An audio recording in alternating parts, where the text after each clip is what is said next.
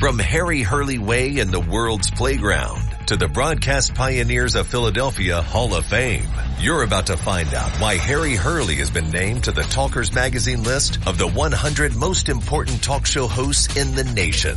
Live from the studios of Town Square Media in Northfield, it's Hurley in the Morning on WPG Talk Radio 95.5 and the WPG Talk Radio app. Thank you. Welcome. 6 minutes past the hour. Appreciate you waking up early in the morning. Let's do this. I've been obviously tracking the presidency of Joe Biden very closely.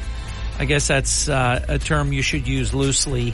The presidency of Joe Biden, because he is, I don't know why so few will say it, but, and I don't know if they're afraid to say it, they don't want to say it, but he really is a president in name only. He hasn't been the president. He shows no leadership. It's ridiculous that people pretend that something is what it isn't and won't fess up that it is what it is. And this is why you get these things like statements like Joe Biden expresses outrage over deaths of World Central Kitchen aid workers in Gaza. He is doing nothing but pander to the most radical elements of the American Democrat Party. Look, it's a terrible thing. It's a nonprofit group, the World Central Kitchen. Some, I think it was about 7 or 8, were killed in an accident. It's terrible. And war is terrible. But I don't remember Biden being outraged at Hamas when they did what they did to Israel. I just don't remember that. But he's just outraged. Amazing how little support he has actually showed Israel in this matter. And he's slow walking some stuff right now. And this is because the Democrat Hamas wing of the party is not happy with him. And he does not have even his own base buttoned down. Now he says that Ukraine should not attack the Russian oil fields in southern Russia. Well, look what Russia has done. They've tried to bomb Ukraine back to the Stone Ages.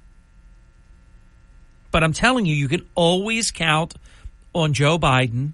And by the way, this is because Joe Biden has been propping up Russia oil, hurting us, helping Russia. Maddening, isn't it? I mean, it's and maddening and madness. Just some of the things that go on proving that elections have serious consequences. You know, another thing that I saw, and I think it's just disgraceful. All right, I'll say a name. You probably don't know who this is. Successful guy, but there's no reason to know who he is. Don Hankey. He's a CEO. He backed President Trump's bond. So the headlines, the crazy headlines. Hold on one second. I just got something that interested me. The crazy headlines on Don Hankey are that he's under scrutiny. Now, he's under scrutiny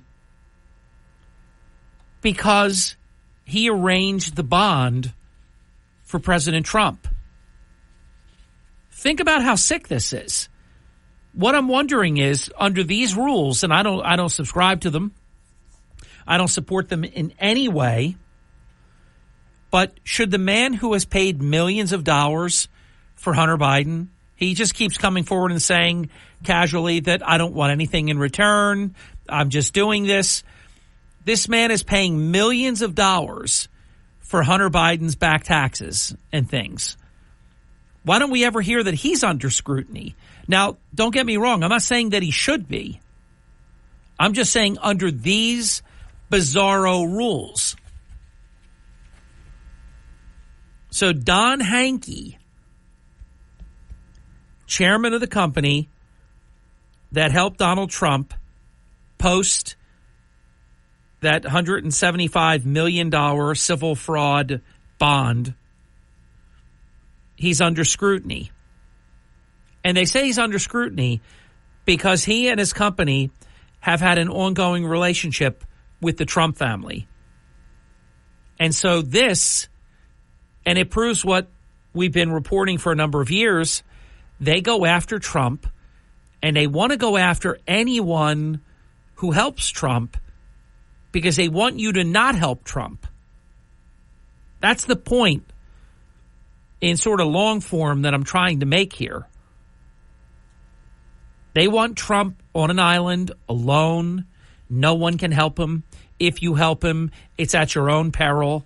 You'll be under investigation. We'll come after you. We'll ruin you. And this is not right. There's a company called Knight with a K, Knight Specialty Insurance Company. It's owned by the privately held Hankey Group. Hankey, Hankey, Hankey heads both organizations.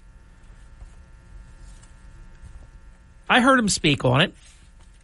Hankey said that it's a transaction that really basically has no risk.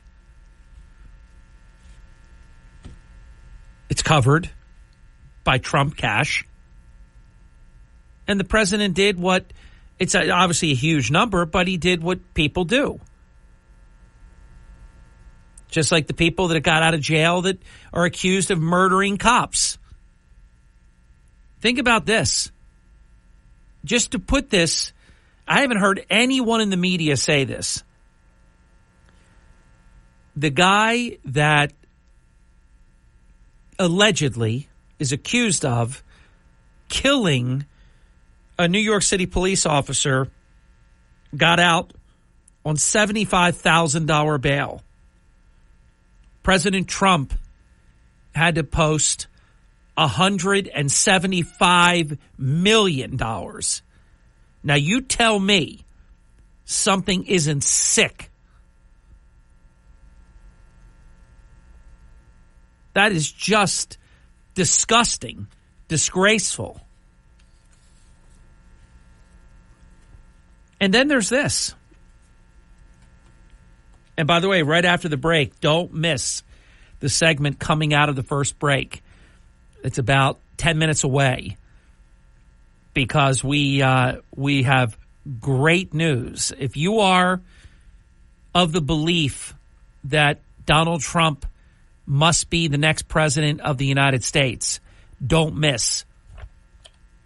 Because something that I'm sharing with you, if it remains as it is now, Trump undoubtedly will be the next president of the United States. This was I know it's a Fox, it could be Fox Business, but no, it's a Fox News report. And I don't see any coverage about this anywhere except for Fox News. And it's really what the next 6.5, 7 months will be about, protecting Biden. The headline of this article that I read last night came out in the afternoon, hours after we were off the air. Biden accused of failing to disclose vacations gifted to him by wealthy supporters. Subheadline: Biden did not disclose free vacation stays at wealthy donors' homes on his federal disclosure forms, and this is being alleged by a group called Center for Renewing America. Russ Vought is the president of the organization. He is asking the Department of Justice, very funny. He's asking the Department of Justice to investigate Joe Biden for, quote, alleged serious ethical lapses, end quote, in failing to disclose free vacations that do not appear to qualify under certain exemptions in the Ethics in Government Act, EGA, according to a complaint addressed to Attorney General Merrick Garland, and it's been obtained by Fox News. Quote, since at least the time he was vice president, Biden has demonstrated a concerning and systematic trend of accepting lavish vacations as gifts from wealthy donors with business before the government, and he has failed to disclose these gifts in violation of EGA, wrote Vaught, who was the director of the White House Office of Management and Budget in the past. Quote, whenever Biden wishes to celebrate a holiday or go on vacation, there seems to be a billionaire whose interests can be benefited by the president waiting to offer a vacation home. The potential for conflicts of interest are vast. And you know, all these reports where the media just matter-of-factly, casually mentions Biden is staying at the billionaire home of Democratic Party donor Maria Alwyn.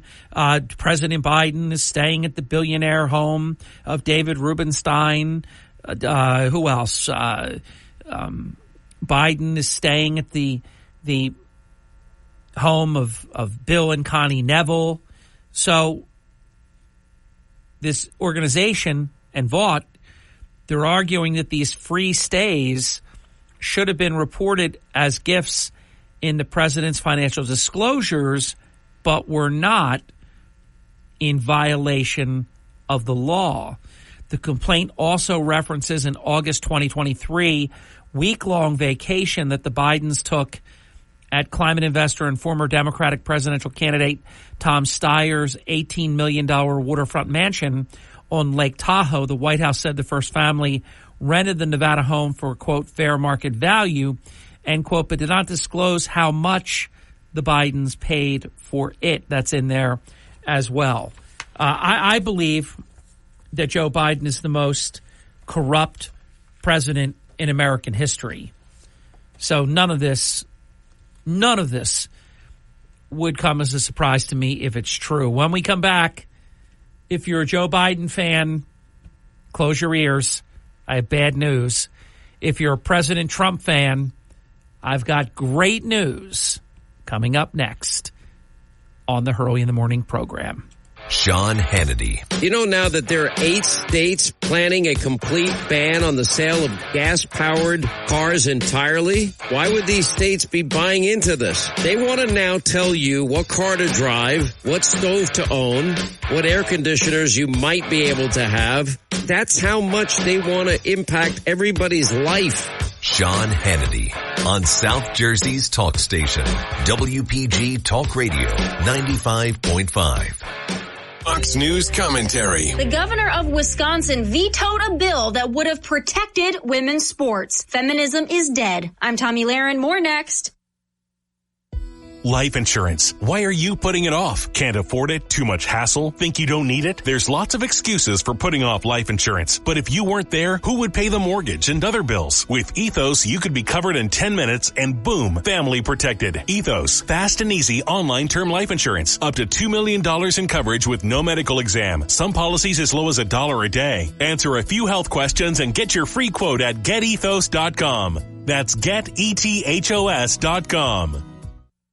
No single issue more unnecessarily divisive than men competing in women's sports. The fact that this has become such a hot-button issue is absurd, and here's what's even more absurd. Wisconsin Governor Tony Evers vetoed a bill that would have forbidden biological men from competing against women in women's sports. The Republican-controlled Wisconsin legislature did great work to get this bill to his desk, and with one fell swoop, he crushed it and sadly the sanctity of women's athletics in his state. He had promised to veto the bill, calling it anti-LGBTQ, and unfortunately he succeeded. Republicans do not have the votes to override the veto. The worst part of the whole thing is how these Democrat lawmakers celebrate the mockery they are making of women's sports and feminism in general. Weird, I thought liberals were supposed to be the ones carrying the feminist banner. I'm Tommy Lahren, and you can watch my show Tommy Lahren is Fearless at Outkick.com. WPG Talk Radio 95.5. Breathe. You're waking up with Hurley in the morning. Egg Harbor Township, Ocean City, Brigantine, Mays Landing. WPG Talk Radio 95.5 and the WPG Talk Radio app. Thank you. Welcome back. 25 minutes past the hour. Let me take this opportunity to honor the memory of former Atlantic County Executive Dick Squires, who has passed away at age 92. What a great long life lived. One of the most honorable and decent men to ever serve in Atlantic County government at any level. A really, really good man. Sorry to hear the news, but I'll tell you what, if you could punch a card and get 92 years, I would sign for that deal. I mean, what a life. What a man. Here's the news that I've been teasing, and it's really, really good news. And honestly, if I am Trump, you cannot ignore the rest of the nation, because if you don't take care of all of your business and you think you can only focus on some of your business, even if it's the most important part of your business, then things can go wrong. So you really still do have to focus on everything. I want to make the declaration that President Trump should live for the next 6.5 months in Pennsylvania, Michigan, Arizona, Georgia, Nevada, North Carolina, and Wisconsin. I've been telling you forever that these 7 states will decide who the next president is. It's not New Jersey. It's not Florida. It's not any of the states that are already pretty much, although I will tell you, and this is not because I support Trump, it's because I always tell you the truth. Trump has many more states in play than Biden does. I don't think Trump will win New Jersey, but Trump can be competitive in New Jersey. Biden will probably win it, but Trump is competitive. What I think Trump needs to do, though, I can't remember who the president was or the candidate. Somebody tried to stretch into states where it just wasn't. You only have so much time, and you know what the Democrats are doing. The Democrat strategy, these 4 different cases and racing to get President Trump in courtrooms all at the same time. They want him. They know that Joe Biden is a horrific candidate. Flawed, failed, bad record, bad person. You know, when they tell these lies that Biden's good, man, and compassionate and all this, no, he's not. What did it take him, 1.5 years to go to East Palestine? And no, this guy's not compassionate. He's the opposite of that. He's horrible. But starting next week, Trump will be at trial. They call it hush money. I don't know why they call it hush money. It was a non-disclosure agreement. I don't hear him calling anything else like that hush money. You know, there are media companies that pay money and have non-disclosure agreements with different people for different reasons. Is that hush money? It's always the Trump hush money trial. You're not going to hear me call it that.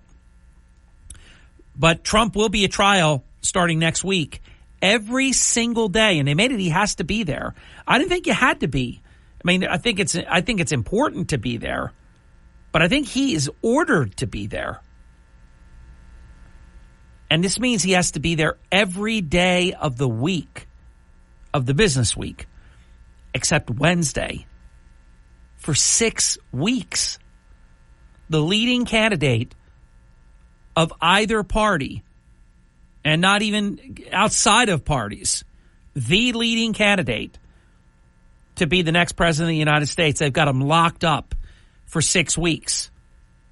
This is why they race to get him to trial. Now, when we come back from the halftime break, again, if you're for Joe Biden, you are not going to like what I'm about to share. If you're for President Trump, you're going to love it. Not like it. You will love it. I'll tell you the story next. This is the Town Square, New Jersey Info and Weather Network. It is exactly 30 minutes past the hour. I'm Hurley in the Morning with 3 stories that you can follow on our WPG Talk Radio 95.5 app. Atlantic County prosecutor is focused on alleged child abuse in Atlantic City. Read about it. Atlantic City mayor to face federal Hatch Act, note plural, complaints. And the original steel pier, not what's there now, the original steel pier, Atlantic City diving bell, diving horses, and more. It's on the app. Good morning with your South Jersey weather forecast. I'm Joe Kelly. Hey, it's raining again. We're looking at scattered showers this morning, scattered showers and thunderstorms this afternoon. Some of those storms this afternoon could bring some heavy rain and or wind. Today's high about 57. Tomorrow, some thunderstorms early, then partly cloudy and 42. And tomorrow, some morning sun possible, but some afternoon rain likely. Tomorrow's high 57. That's your South Jersey weather forecast. Have a soggy day. I'm Joe Hurley in the Morning. WPG Talk Radio 95.5 and the WPG Talk Radio app. Hurley in the Morning. The more we talk about it, the better. WPG Talk Radio 95.5. Okay, so here's the math. You know, when you separate, sort out, collate, whatever you want to call it, and get through all the static noise, this thing is going to come down to Pennsylvania, Michigan, Arizona, Georgia, Nevada, North Carolina, and Wisconsin. That's it. It's not going to come down to California. It's not going to come down to any blue state or any red state other than these 7. The Commonwealth of Pennsylvania and these 6 other states. Wall Street Journal. And the news is even better than what I'm going to share with you because this is registered voters. Very current data. This polling data is just a couple of days old. And it's registered voters, not likely voters. Again, I don't know why. This is the Wall Street Journal, and they're reputable. I don't know why they poll unlikely voters. Why do people do that? What section of life? I don't know what to compare it to. But if your job was to gather apples and you came back with a basket full of grapes, that's not going to go over very well with your boss. Hey, these are nice grapes, but you know, we're in the apple business. Why would you go with unlikely voters? Only thing worse than a registered voter poll is persons. And they do that too. I'm not saying the Wall Street Journal, but you see these polls. That's why I'm telling you, and I say it all the time to you, I'll look at these, but the only ones that I am moved by are likely voter polls. And, call me old-fashioned, but I kind of like the idea of let's survey the people actually that will be voting, not people who won't be voting. So here we go. Pennsylvania, Trump, 47, Biden, 44. Michigan, Trump, 48, Biden, 45. And there is a more recent poll even, or just as recent poll, CNN, that has Trump up by 10 in Michigan. He's up by 3 in this registered voters poll of the Wall Street Journal. Arizona, Trump 47, Biden 42. Georgia, and this one I think is not correct. Trump leads 44 to 43. I believe he has at least a 5-point lead in Georgia, but I'm giving you what it is. Nevada, Trump 48, Biden 44. North Carolina, which now Robert F. Kennedy Jr. has qualified for the North Carolina ballot, it's Trump, and I don't think that this is head-to-head. This doesn't even have Robert F. Kennedy impact, and I think that's another thing. Every state that Robert F. Kennedy Jr. is on the ballot, I have no problem. If you don't include him where you can't vote for him, I don't have a problem with that. But you have to include him where he is going to be on the ballot. And in North Carolina, he will be on the ballot. And it's Trump 49-43 in a head-to-head against Biden. And Trump he's not behind anywhere. Wisconsin, it's Trump 46, Biden 46. I can almost tell you, this is going to sound crazy. Color me crazy. If Trump wins Wisconsin, you don't have to look at any other state the whole night. If Trump wins Wisconsin, he will be the 47th president of the United States. And that's kind of amazing to say that, but I know it's true. So these are the 7 states. One is a Commonwealth. You never hear that. You hear these people that supposedly are smart say the state of Pennsylvania. Pennsylvania is not a state. It's the equivalent of a state. But Pennsylvania is a Commonwealth. Virginia is a Commonwealth. I don't know why they did it that way, but just a little, fun fact. Parlor game knowledge that I just like to give you the things that you don't hear from anyone else.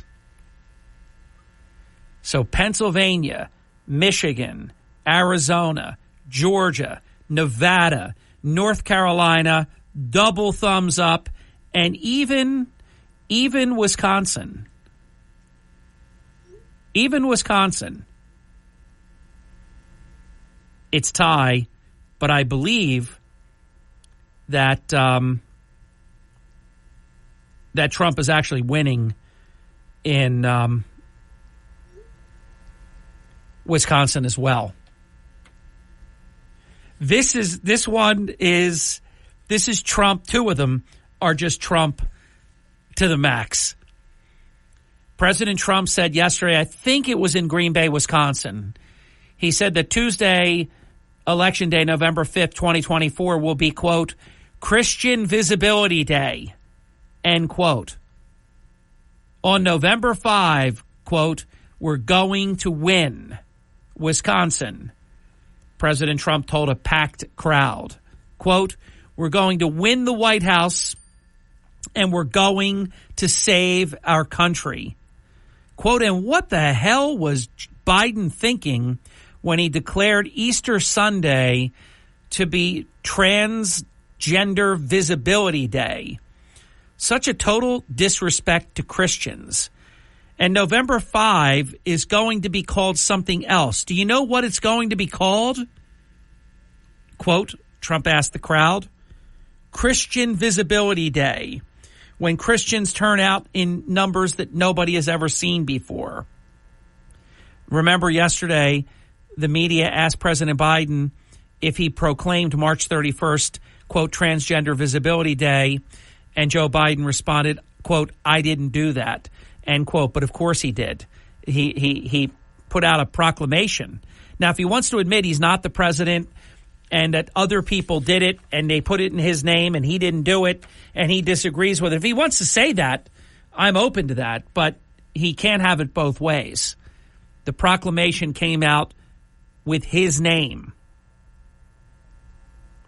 Brief timeout. We'll be back in just a little bit. It's 43 minutes past the hour on the Hurley in the Morning program.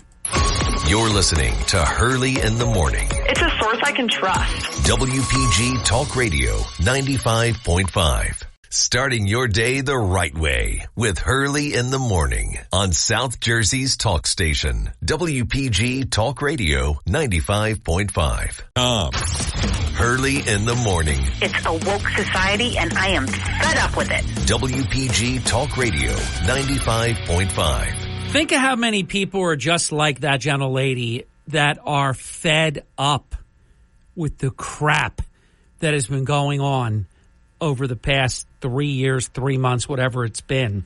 So I was sharing Trump was being Trump yesterday. Look, the media is going to take him out of context all the time.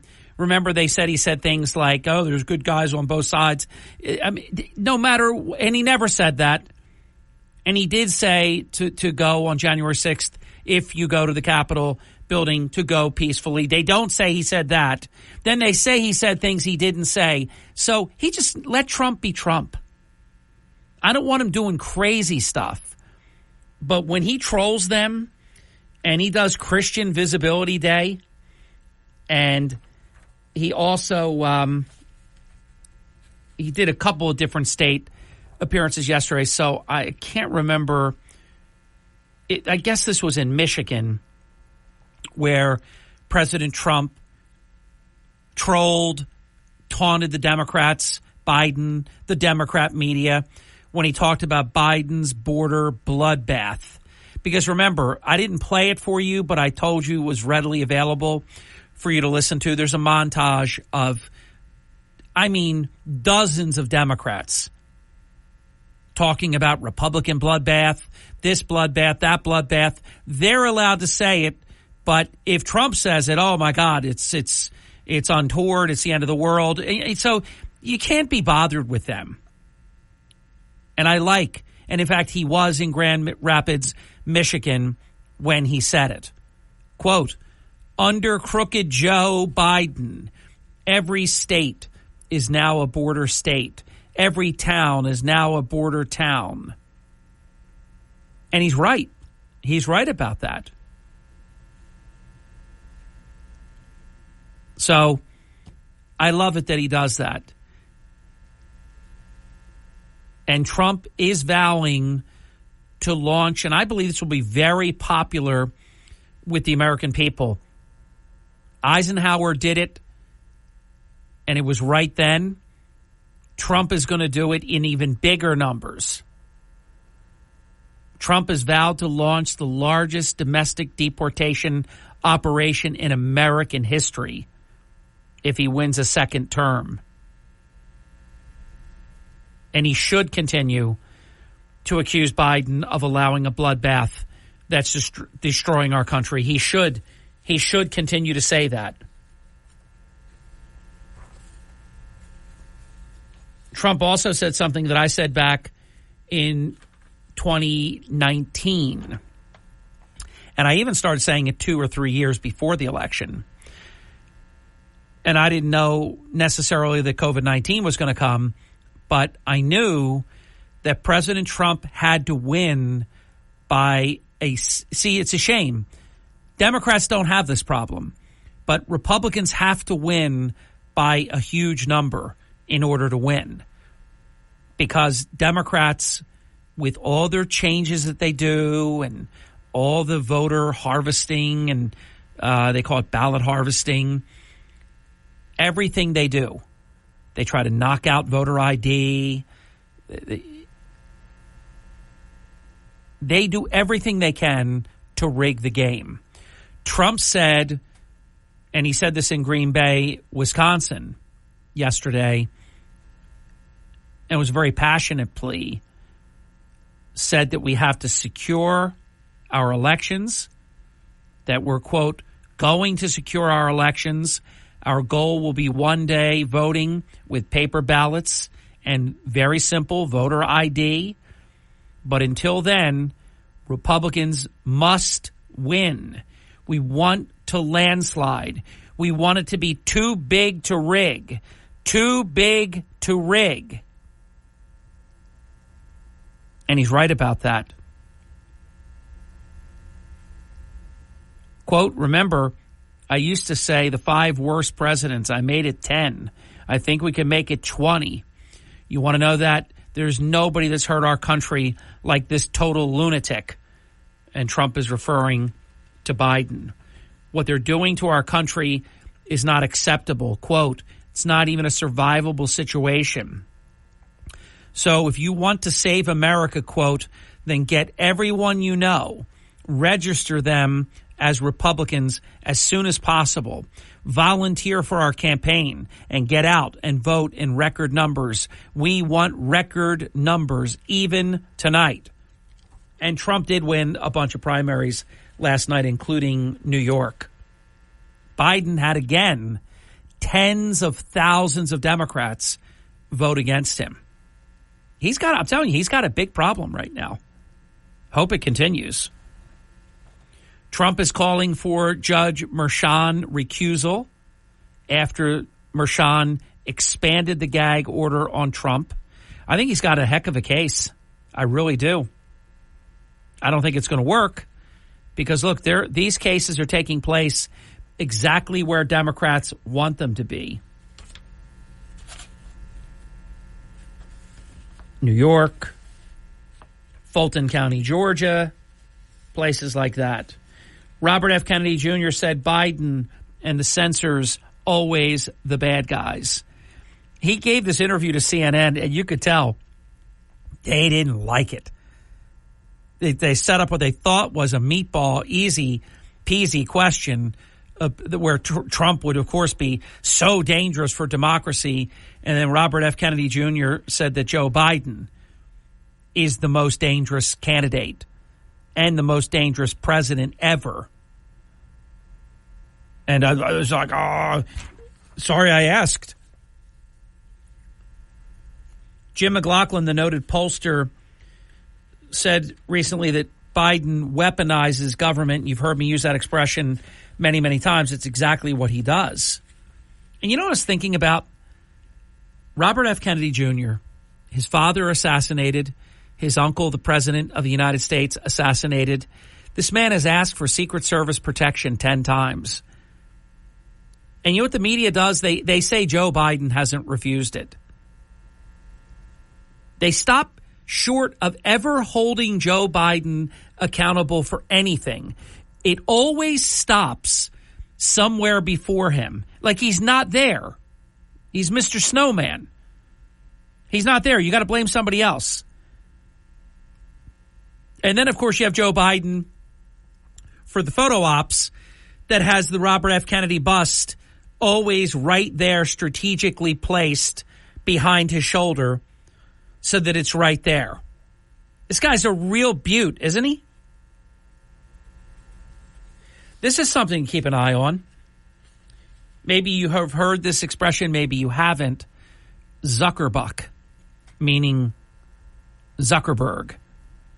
Zuckerberg funded an operation in 2020 that probably won Joe Biden the presidency.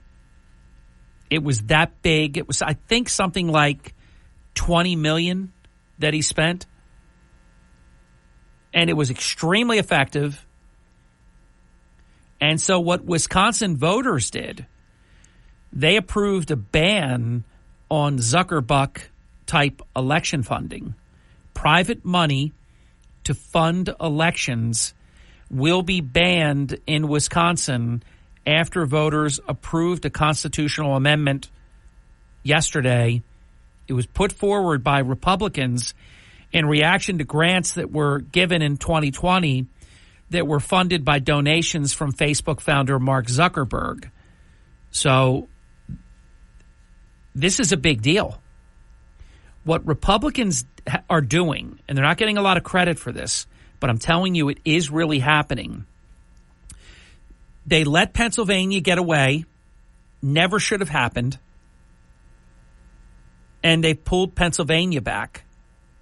Pennsylvania, changes that only the legislature could make, the legislature did not make. And they allowed these changes to go into effect anyhow. And it made the difference in a very close election in the Commonwealth of Pennsylvania for Biden to win.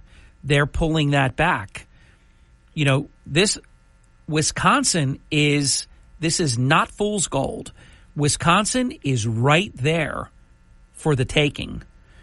If you said to me that Biden wins Wisconsin, I would not be shocked. But I'm telling you, Trump, it is really close. I think if I didn't bother to look at the Real Clear Politics average, and I only bring them up because you and I could do it. If you just take every poll and you cum them, that's all that real politics is. It's no big deal. They do have digital content, so I'm not putting them down. But you and I could do it. But it's an easy way to just go see all the polls between a certain period of time, and then the oldest ones fall off, and, so they stay as current as they can, so on. If you cummed all the polls, Trump has a narrow lead in Wisconsin. I'll bet you it's in the 1 to 2 point range. It's very close. But if you look at Wisconsin in 2020, the 5 largest cities, I looked into this, the 5 largest cities, all of which Biden won, received $9 million. So you're talking about basically 200 communities in Wisconsin that sealed the deal, and they received like 9-10 million. And I misspoke. Zuckerberg gave out $350 million nationally, and it was all to help Biden. It wasn't to help great elections in America, great voting for all. It was so Democrats can win. Republicans have dubbed the money Zuckerbucks, and the vast majority of Zuckerbergs went to Democrats, went to areas that Democrats then went on to win. And these are the things and more that we have to button down. Your calls are next. Call me now. WPGG Atlantic City, WENJ HD3 Millville, a Town Square media station. Everything you need to know in 6 minutes starts now. Joe Kelly. From Harry Hurley Way in the world's playground to the Broadcast Pioneers of Philadelphia Hall of Fame, you're about to find out why Harry Hurley has been named to the Talkers Magazine list of the 100 most important talk show hosts in the nation. Live from the studios of Town Square Media in Northfield, it's Hurley in the Morning on WPG Talk Radio 95.5 and the WPG Talk Radio app.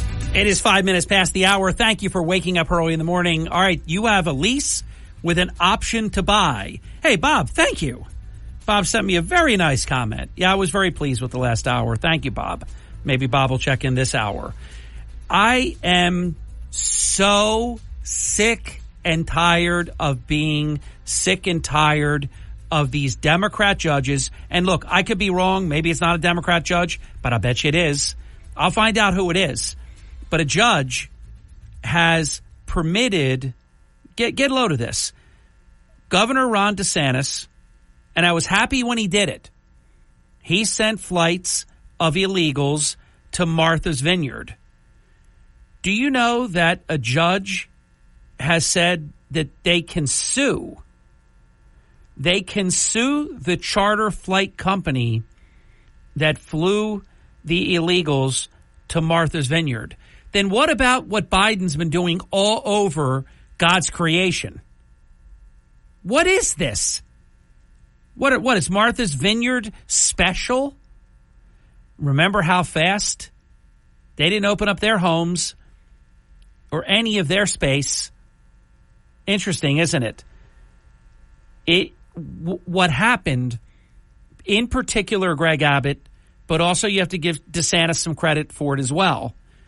And to some extent a few others, but really Greg Abbott the most. When they started sending the illegals to New York, to Chicago, and elsewhere, oh, it's a whole different story now. That guy, Mayor Adams, went from the proudest sanctuary city to we can't have this. Oh, it changed. It all changed. And the numbers that they were getting, they weren't small. But compared to what Texas deals with and Arizona and others, oh my gosh, it was nothing compared to what these other states deal with. But a judge has said that they can sue the charter flight company that flew the illegals to Martha's Vineyard. Isn't that fantastic? It's so special what they get to do. 609-407-1450. I hope you'll call me this hour in Wide Open Forum. It's our only wide open forum this morning. Welcome to Hurley in the Morning. Glad you called in. You're on the air. Good morning, Harry. It's a great day in the city of Brigantine. Yes. Always is. I changed it a little bit. Yeah. I had the word city. Yeah, Brigantine. Well, sometime you could even do a variation, Brigantine Beach. There you go. Yeah. But he never says Atlantic City. He says the city of Atlantic City. The city of Atlantic City. Can you say great day? Let me start you off with a smile. So the Babylon Bee puts up a post that Donald Trump makes Mar-a-Lago worth $500 million by hanging up 3 Hunter Biden paintings. That's funny. That's good. That's really good. I love it. Yes.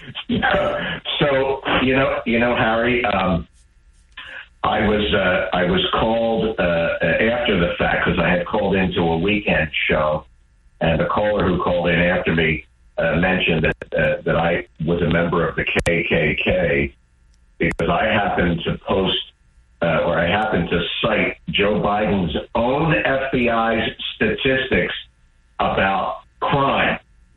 Because the question out there was about the things that are happening in New York and elsewhere, where you see these women being punched in the head, and it's let's be honest, it's predominantly people of color who are doing these things.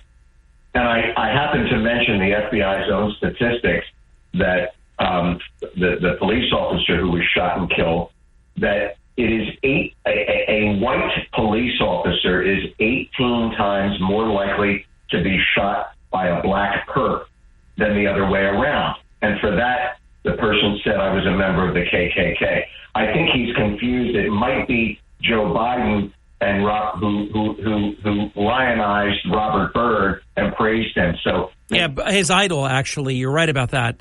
Robert Byrd is Joe Biden's idol. And Robert Byrd was a Grand Kleagle of the KKK. He was charged with actually getting new recruits. That was his job, Robert Byrd. So I guess now I'm going to tick off the LGBTQ community. You know, this thing that happened over the weekend with Joe Biden declaring Easter a trans day of visibility. You said something yesterday, and I've been saying it all along. The Joe Biden that we've known for the past half century, you can say whatever you want about him, that he's as dumb as a stump, he's totally unimpressive and unaccomplished, but you never got the sense that Joe Biden was evil or that he hated his country. But you get that now. And conversely, the Barack Hussein Obama that we've known for the past 15 years now, you got the sense quite frequently that he hated his country because he said so, and so did his wife. So, you know, you look at the things that are happening and you're thinking, the Joe Biden that we know now, who is basically a vegetable, could not possibly be coming up with the things that they're coming up with that are pissing off the American people. Which is why he said to the media when he was approached, because you can never really get to this guy. He doesn't hold press conferences. The other day they said the Biden campaign is going to be holding a press conference, and then the Trump campaign will be holding a press conference. Well, when the Trump press conference happens, it's Trump doing the press conference. The Biden press conference was some weird lady. I don't know who she was. So this is what we're going to get. We're going to get the surrogates. I mean, it's if they allow this to go down, this will be one of the great scams in world history. But when they approach Biden at the rope line or whatever you want to call it, when he was on the lawn of the White House and said the question about, you know, you have proclaimed today to be, and Speaker Johnson has said, you know, that it's abhorrent and all these things. And he said, well, the speaker is misinformed. I didn't do that. And Andy, I don't know if you agree with me. He doesn't know that he did it. They put it out under his name. So I have to give him credit and blame. But I swear he could pass a lie detector test. When he says, I didn't do it, he believes that, Andy. So, Harry, it's either one of two things. Either he came up with the idea and he did it and he forgot about it because he's senile, or he didn't come up with the idea and he's not lying and he has plausible deniability. I believe it's the latter. Yeah, I believe it is the latter also. However, if we're going to be literally accurate about it, it has his name on it. It has his signature on it. It is a presidential proclamation. So he owns it anyway. Okay. So let's go back in the not that far back machine. One other thing. If that's the right thing to do, why did he say he didn't do it? Why didn't he just say, of course I did it? We just have a disagreement. Of course I did that. Why did he say he didn't do it? That must not be the right thing then. I just thought that was something we should talk about for a second. Well, that could simply be the gaslighting that Obama did, where Obama stood there and told you something, looked you in the eye and told you something that you knew was demonstrably false and tried to make you believe it. But once again, this notion about Michelle Obama running for president, why would she subject herself and her husband to this again? Oh, and you just raised something. I gotta jump in, please. Forgive me, because I just ran out of time last hour. It was literally on my to-do list. I would have accomplished the triple Lindy had I got it in. So here it is now. Finally, someone has polled. I've been begging for it. You know, it costs $10,000, $15,000, $25,000 and more to do a scientifically accurate poll, and it can cost much more than that. Depends on how many and for what length of time and rolling averages over 3 days and so on. And are you doing likely voters, which are harder to find?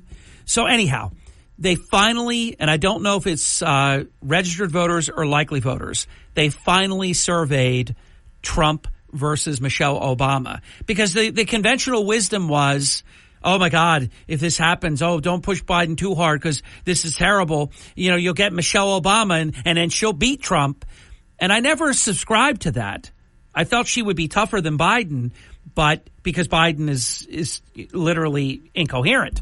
But and he's been a terrible president, a horrible record on everything, energy, the world, everything. So here's the deal. Trump leads 49-45. So he beats Michelle Obama, too. So for everybody out there that said Michelle Obama, all she has to do is just throw her hat in and she's the president. No, she loses, too. And that's not the Electoral College. That's the popular vote. You know, these polls, people forget. They're just hearing like the horse race and things like that. The Electoral College, if Trump wins the popular vote, he is going to win a massive Electoral College victory. Absolutely. So back to you. Michelle Obama and Barack Obama, 90% of the people who are around Joe Biden right now are holdovers from the Obama administration. They're Obama bots. Okay. There is not a doubt in my mind, because we've seen this from him. This thing that happened on Sunday with this Trans Day of Visibility, this is precisely the kinds of things that Barack Hussein Obama did when he was president. And the benefit now is they get to keep their hands clean of this stuff. Joe Biden's going to get the blame because, as you said, his name is on it. It's his proclamation. So you get to transform the country, destroy it, and your hands remain clean because Joe Biden, in Barack Obama's words, as he said to Stephen Colbert, delivers the lines and the ceremony. Okay? So everything we're seeing has the odor of Barack Hussein Obama all over it. How about the odor of mendacity? Yeah, well, that's a given, right? That's a given. Now, here's the other thing, too. It isn't just Obama, the puppet master. The Obama bots are infected all throughout the White House. Of course. And, these people, they think all of these people get together every morning and discuss what they're going to do and the plans they're going to make. They don't have to. Obama chose these people because of their ideology. They don't have to be told what to do every day. Now, you know they're not going to support police. They're going to support criminals. They're going to support no bail. They're going to support illegals coming into our country. They're going to support Hamas. I mean, you know they're going to support Russia and fake like they're supporting Ukraine. How has Biden come out and say he doesn't think that Ukraine should hit the Russian southern oil fields? Of course they should. Look what Russia has bombed Ukraine back to the Stone Ages. I'm sick of these people. They've got to go. November 5th can't get here fast enough, and I've got to go. I'm 4 minutes late. See you, Andy. When we come back, my friend Bob will join the program next. It is the Hurley in the Morning program. You're waking up with Hurley in the Morning. Ocean City, Cape May, Egg Harbor Township, Goshen. WPG Talk Radio 95.5, South Jersey's talk station. Your morning cup of Sean. This is the Sean Hannity Morning Minute. I was looking at a chart. Now, the Trump campaign put this out, but they cited Custom and Border Patrol, and it literally goes through the years starting in 2012 when DACA was announced and the Obama family detention policies were put in place. And then it goes through to 2017 when Donald Trump became president. The number of illegal immigrants coming into the country hit an all-time low. And then in 2020, when the new DHS tools were beginning and the wall was being built, it went to the lowest point it had been to since 2012. And then you look at the Biden years and, you know, we got nearly 300,000 illegal immigrants coming in every month, or 250,000 to 300,000 a month. The conservative underground meets later today on the Sean Hannity Show. We all hear the radio ads about the IRS. They tell you to be afraid, to be scared, and they try to frighten you into calling. I'm not here to do that. Tax Relief Advocates is different. TRA is here to tell you that if you owe money to the IRS, whether it's $5,000, $50,000, or $500,000, we have a solution. It doesn't matter if you're sitting in your car, at work, or with your kids. No matter where you are, call now. 800-575-9862. Don't lose hope. TRA can eliminate or reduce what you owe to the IRS. There is zero risk to you. If we can't reduce your tax debt, then you pay nothing. Our passion is taxes and helping individuals fix their IRS problems. We have a 5-star rating on Google and an A+ with the Better Business Bureau. You don't need to be afraid of the IRS any longer. End your tax nightmare today by visiting us online at TRA.com or call 800-575-9862. That's 800-575-9862. Tax Relief Advocates. Real solutions for real people. Listen at home or in the office on your smart speaker. Just say, play WPG. Starting your day the right way with Hurley in the Morning. It's a refreshing drive to work in the morning. WPG Talk Radio 95.5. Thank you. Welcome back. 24 minutes past the hour. We're in open forum. You can check in next, 609-407-1450. It's that simple. 609-407-1450. You can call us right now. We're in open forum for the remainder of this hour. We have Atlantic County Republican Party Chairman Don Purdy for the 8 o'clock hour and our good friend Sean Steitler in today's 9 o'clock hour. Good morning, Bob. Hey, Harry. Good morning. Look, you were really on to something in the last hour when you brought up the Wisconsin election results. And I think you were referring to Judge Michael Gableman's report on the 2020 elections. And, correct. The Zuckerbucks, where they spent big time in the state's 5 largest cities, and by no coincidence, all of which Biden won, and they got like $9 or $10 million. And they targeted 200 communities in Wisconsin that sealed the deal. Correct. And there was these cities were not allowed to just take the money. There were strings attached to those supposed grants, and they had to install partisan Democrat operatives. I mean, there was a real hack from New York City, and his name escapes me, but he was just a total Democrat hack. Well, all of this was they disguise it as that it's just democracy, but no, it's Democrat effort. And Zuckerberg spent, it's documented, who knows, if it's even more, who knows, but a documented $350 million. I mean, think about going up against that. Of course, Harry. And, you've got universal mail-in ballots that they were able to institute because supposedly of COVID and how dangerous it was going to be to vote in November, right? So they were able to do that. So where you have no ID identification, no signature identification, and then you put Democrat operatives in charge of the elections in the 5 largest cities. That election is over with. You're not going to win that state with those kinds of conditions. So, in Wisconsin, as you mentioned, it's there. President Trump can win that in this election cycle. And if he wins Wisconsin, you can close your eyes, go to bed, sleep well. If President Trump wins Wisconsin, he will have won the whole thing. Well, Wisconsin, I believe, Harry, was a razor-thin margin, unlike Pennsylvania, unlike Michigan. And Pennsylvania and Michigan, the blue wall, right? There are 3 straight states that compose the blue wall, right? Right. I think Biden's going to lose. There is no blue wall. The blue wall is torn down. Build that wall red, because Trump, I think, is going to win all of it. Well, the voting laws in Pennsylvania are terrible. Same with Michigan. But Pennsylvania has cleaned up some of it, Bob. Look a little deeper. They're definitely fixing some of the problems. Trump leads fairly comfortably right now in Pennsylvania.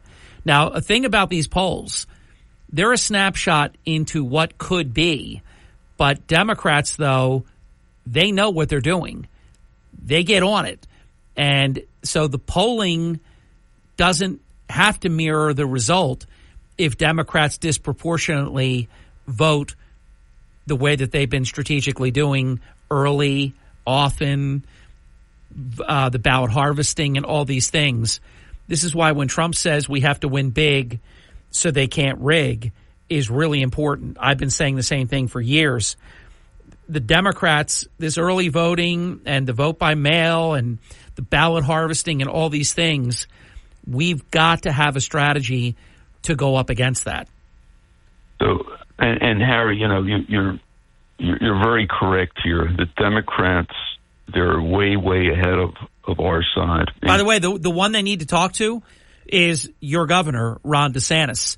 Ron DeSantis, Florida Republicans figured this out. They didn't get swamped in early voting. They didn't get swamped by any of this stuff. They crushed it. So I'm serious. People are going to have to get over any past, animus and things like that and figure out, sit down with Florida and figure out how many people vote in Florida, Bob, in the presidential election. I always forget. Was it like... was it like 5 million, 7 million, whatever it was, right? It was a huge number of votes. Yeah, so it's many, many millions. But they had them all counted by, the media crookedly held. I was so furious on election night, Bob. I saw the Florida numbers. It was over, and the media would not call Florida. So Florida, I think finally it was called at like 10 o'clock or something, but Florida really could have been called at 8 o'clock when the polls closed. It was done by 9. The Republicans have to get with Florida and learn, how did Florida do this? Now, Florida had obviously like a decade or more head start with the debacle of 2000, and they fixed it. That is an example what Republicans can do to thwart the early voting and all these other institutional advantages that Democrats have been trying to achieve. Well, Harry, look, we had very decisive action by this governor here, by Governor DeSantis. Palm Beach County, Broward County, they were still cesspools. And what did he do? As soon as he took office, he fired those election officials. And those 2 last counties got cleaned up. Also, and how about the fact, when Bush v. Gore, Al Gore crushed President Trump in Palm Beach, Broward, and Miami-Dade. DeSantis won all three. Yeah, well, he's done a wonderful job in this state, and yeah, the voters love him. But look, Harry, you really do your homework.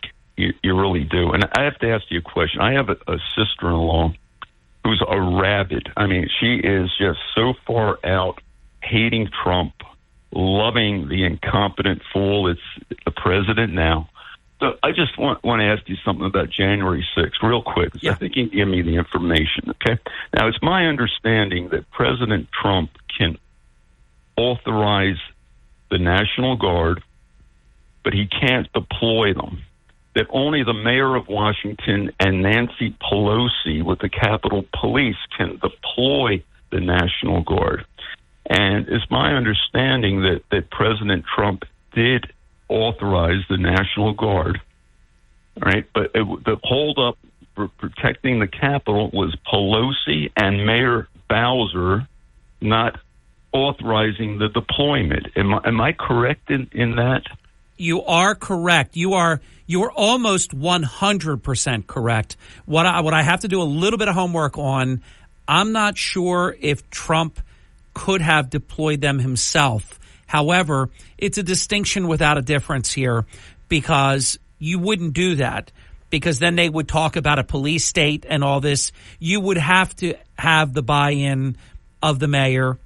You probably don't even need Pelosi, but she's definitely has a play in this, though. So I'm not dismissing that at all. But both Pelosi and the mayor Bowser turned it down. You know, it doesn't matter. You know, even Hillary Clinton said this, you know, that you can have, you know, you're entitled to your opinion, but you're not entitled to your own set of facts. Your sister-in-law, you know, rabid lefty, that truth doesn't change just because she hates Trump and she loves Biden. That none of what happened would have happened if they would have taken the help that President Trump offered. And that help is well documented. So you are correct in what you're saying. I mean, I don't know how does she respond to that? What does she say? Oh, no, he didn't offer any help. No, they didn't turn down any National Guard or any of this. I mean, all right. Harry, let me explain what happened here. Okay, all right. Well, do me a favor. I have to get the break in. We'll do it right after the break. Don't go away. This is the Town Square, New Jersey Info and Weather Network. Thank you. I'm Harry Hurley. 34 minutes past the hour on the Hurley in the Morning program. 3 stories that you can follow on our WPG Talk Radio 95.5 app. The Atlantic County Prosecutor's Office is focused on alleged child abuse. Read all about it. It's a good story, and we posted it a few hours ago. Atlantic City Mayor to face, this is plural, Federal Hatch Act complaints. Check that out. And the original steel pier, not what's there now, the original steel pier, the diving bell. April showers bring apparently more April showers. With your South Jersey weather forecast, I'm Joe Kelly. Showers likely this morning. Scattered showers and even thunderstorms this afternoon. Some of those thunderstorms this afternoon could be severe, bringing some heavy rain and or strong winds. Today's high about 57. Tonight, some thunderstorms early, then partly cloudy and 42. Tomorrow, we might see a little bit of sun, but again, scattered showers in the afternoon. Tomorrow's high expected to be 57. We're keeping our fingers crossed for a dry weekend. That's your South Jersey weather with Joe Kelly. You're waking up with Hurley in the Morning on South Jersey's talk station, WPG Talk Radio 95.5 and the WPG Talk Radio app. People. Hurley in the Morning. They stick to the facts. WPG Talk Radio 95.5. And let me demonstrate that right now. Bob, give me just a second. Your mic is on, but I just want to share something because you jogged my memory during your narrative. And if you're just joining the program, we're visiting with Bob of Cape May, sometimes of Florida. And we're talking about the January 6th. We're talking about President Trump and his offer. And, you know, sometimes you hear different numbers bandied about. The number that is documented is that President Trump offered 10,000. This is not in dispute. It's documented. People like Liz Cheney deny it because there were these documents that had not been released, and they could lie or be mistaken if you don't want to call someone a liar. But President Trump did, in fact, this is not in dispute. So if you love Joe Biden, and you want him to babysit your children, and you just love him, so much, you can't change the facts here. President Trump did, in fact, offer 10,000 National Guard troops to secure the United States Capitol. That is beyond dispute. Georgia Republican Congressman Barry Loudermilk confirmed this in a previously hidden transcript because the January 6th committee is fraudulent. And they constantly, they actually deleted, when they lost the majority, the Democrats, they deleted a bunch of stuff that the American people will now never know. So you can only imagine what they deleted because it didn't support their narrative. So this is the truth and the one and only truth. President Trump offered 10,000 National Guard troops. Pelosi and D.C. Mayor Bowser turned them down. Those are really important, stubborn, and persistent facts, Bob. Back to you.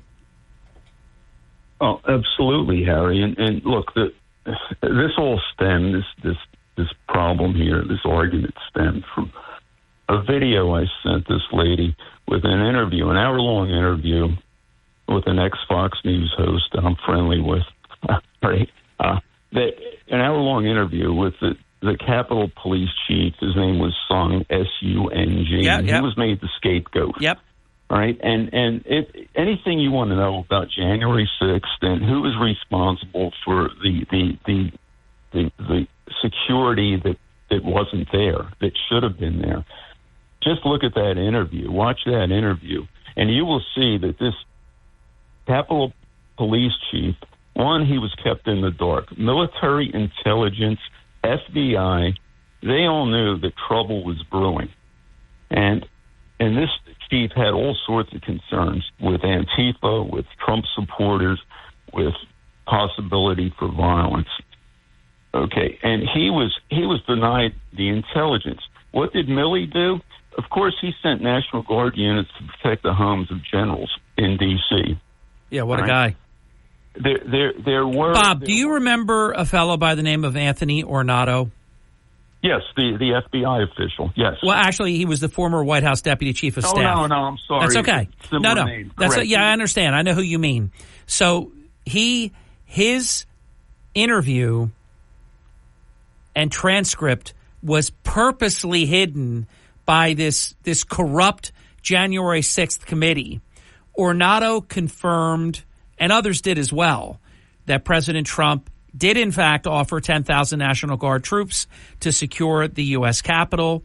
Other people also testified to this as well. And of course, they hid that from the American people because that doesn't support their narrative.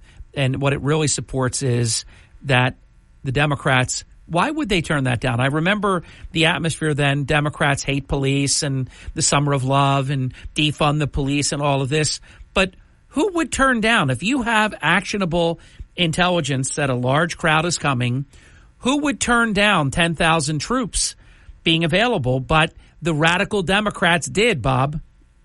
Harry, they turned down the National Guard because this was a setup. It was an absolute setup. Okay,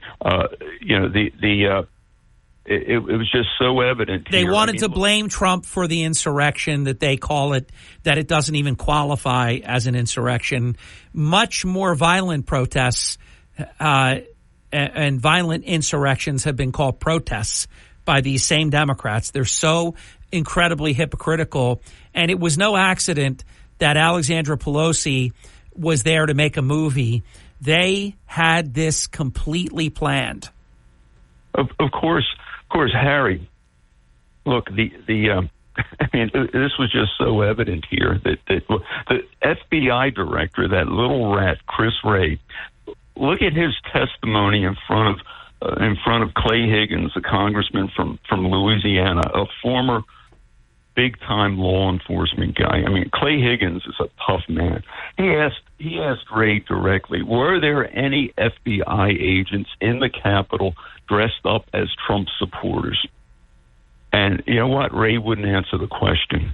He would not answer the questions. You know, Higgins said to him, look, shouldn't the answer be no? Yeah, By the way, the fact he didn't answer it really proves he did answer it. Of course.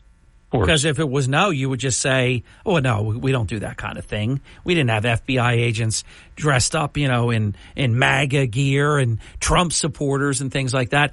Bob, that's long been the contention. They don't, if that is true, they absolutely do not want that to ever become baked in and accepted as though it happened, although a lot of people believe that it did happen. And there's this one particular guy that had the red MAGA hat on and things that people are very curious about. But when he won't answer no to that, I think we have our answer. Yeah, you're talking about Ray Epps, the guy with the MAGA hat that was encouraging people to go in the Capitol. He doesn't get prosecuted, right? So, you know, there you go. And but look, yet they prosecuted people that didn't even go in. Yes. Harry, this Congressman Higgins, a great interview with Congressman Higgins. Higgins said that the Capitol is a maze. A maze in that you cannot find your way around. You know, the Senate chambers, Pelosi's office, they're not labeled. And it's such a large building, and it's so difficult to navigate. Well, Bob, we know, for example, and I've been in there, so I know exactly what you're talking about, and forget about it downstairs. My God, the subterranean level is even more confusing. So the shaman guy, the guy with the furry vest and the Viking hat, you know, and all that, finally got let out of jail because the January 6th committee had the video all along. They had it the whole time that showed that he was escorted around as a guest. He wasn't trespassing at all. Capitol Police escorted him, so you can't be trespassing if you're being escorted. But, of course, they were willing to jail people like 23 hours a day in solitary confinement, take away all of their constitutional rights, charge them as terrorists. I mean, there are a lot of people, Bob, that need to be criminally charged for what they did. Yeah, on the FBI and on not on the Trump supporters side, but on the FBI side, of course. It's unbelievable. Yeah, exactly what I mean. Yeah, terrible what they did. Why, you know, if Trump gets elected, you know, they're going to be. Well, there's going to be a lot of people that get out of jail on day one, and then there's going to be a lot of people who their asses are going to be sued. Yeah. Hopefully that'll happen, Harry. It's got to happen. So, I mean, the only way it doesn't happen is if Biden wins re-election, and then the corruption gets even worse. You know, that and the country's going. You know, it's over. It's over, Harry. Oh no, you never heard me say this. If Joe Biden wins, it is. I think it's provable. It's an absolute fact. We lose the country. Period. Yeah. Oh yeah. I mean, D.C. statehood, Puerto Rican statehood. Texas turns blue. And in 4 years, probably 30 to 50 million illegals. Yeah, correct. What will change? Not only nothing will, and they don't care at that point. It'll be on steroids. You know, I think it's like 12, 15 million. They admit to like 7, so you know they lie about everything. So they're lying about that. If we got 15 with a group that wants to get another 4 years, imagine what they will do next. Yep, it's all it's very evident, isn't it? I hope it's as self-evident to the American people, because this really, if you think about it, it shouldn't even be close. And Trump is leading comfortably, but it's not as comfortable as I would like. So the fact that it's even, you know, I mean, the 7 battleground states, Trump leads by 3 to maybe 6 points. I mean, it just shouldn't be any. The Go ahead. Yeah, right. No, it needs to be 20 points, Harry. I mean, given what Biden's done to the country, but it does show you, though, there is about 30, 40% of the people that they will willfully, gleefully vote against their own self-interests, because none of them could honestly look at themselves and say that things have gone well over the last 3+ years. It's terrible. Harry, look at the example of the United Auto Workers Union.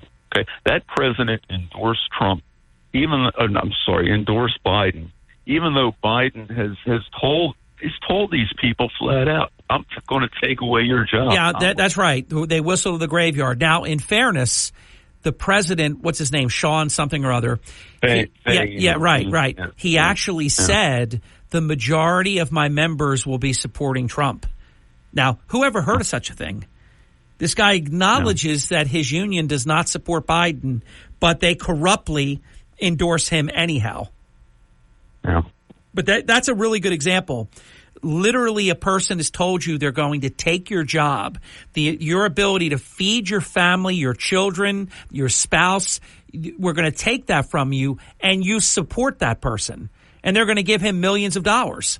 And it doesn't, look, we can come up with numerous examples. The vast majority of American Jews vote Democrat, yet Biden, Obama, they hate Israel. They hate Israel. Oh, you can see it. Right.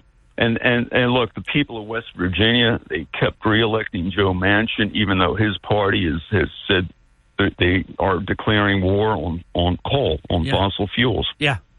Yeah, an energy state, we're going to bankrupt. Remember Obama when he said, well, you can open up a coal factory, but we're going to bankrupt you. And they vote for these people. So what do you say to that? There's nothing. It's like your sister-in-law. There's nothing you can say. They're lunatics. Hate to say it. You won't change your mind, Henry. You can't. You can come up with the most rational. They would rather be unemployed, broke as a joke in woke America than even consider voting for Trump. It's pretty sick. Yeah.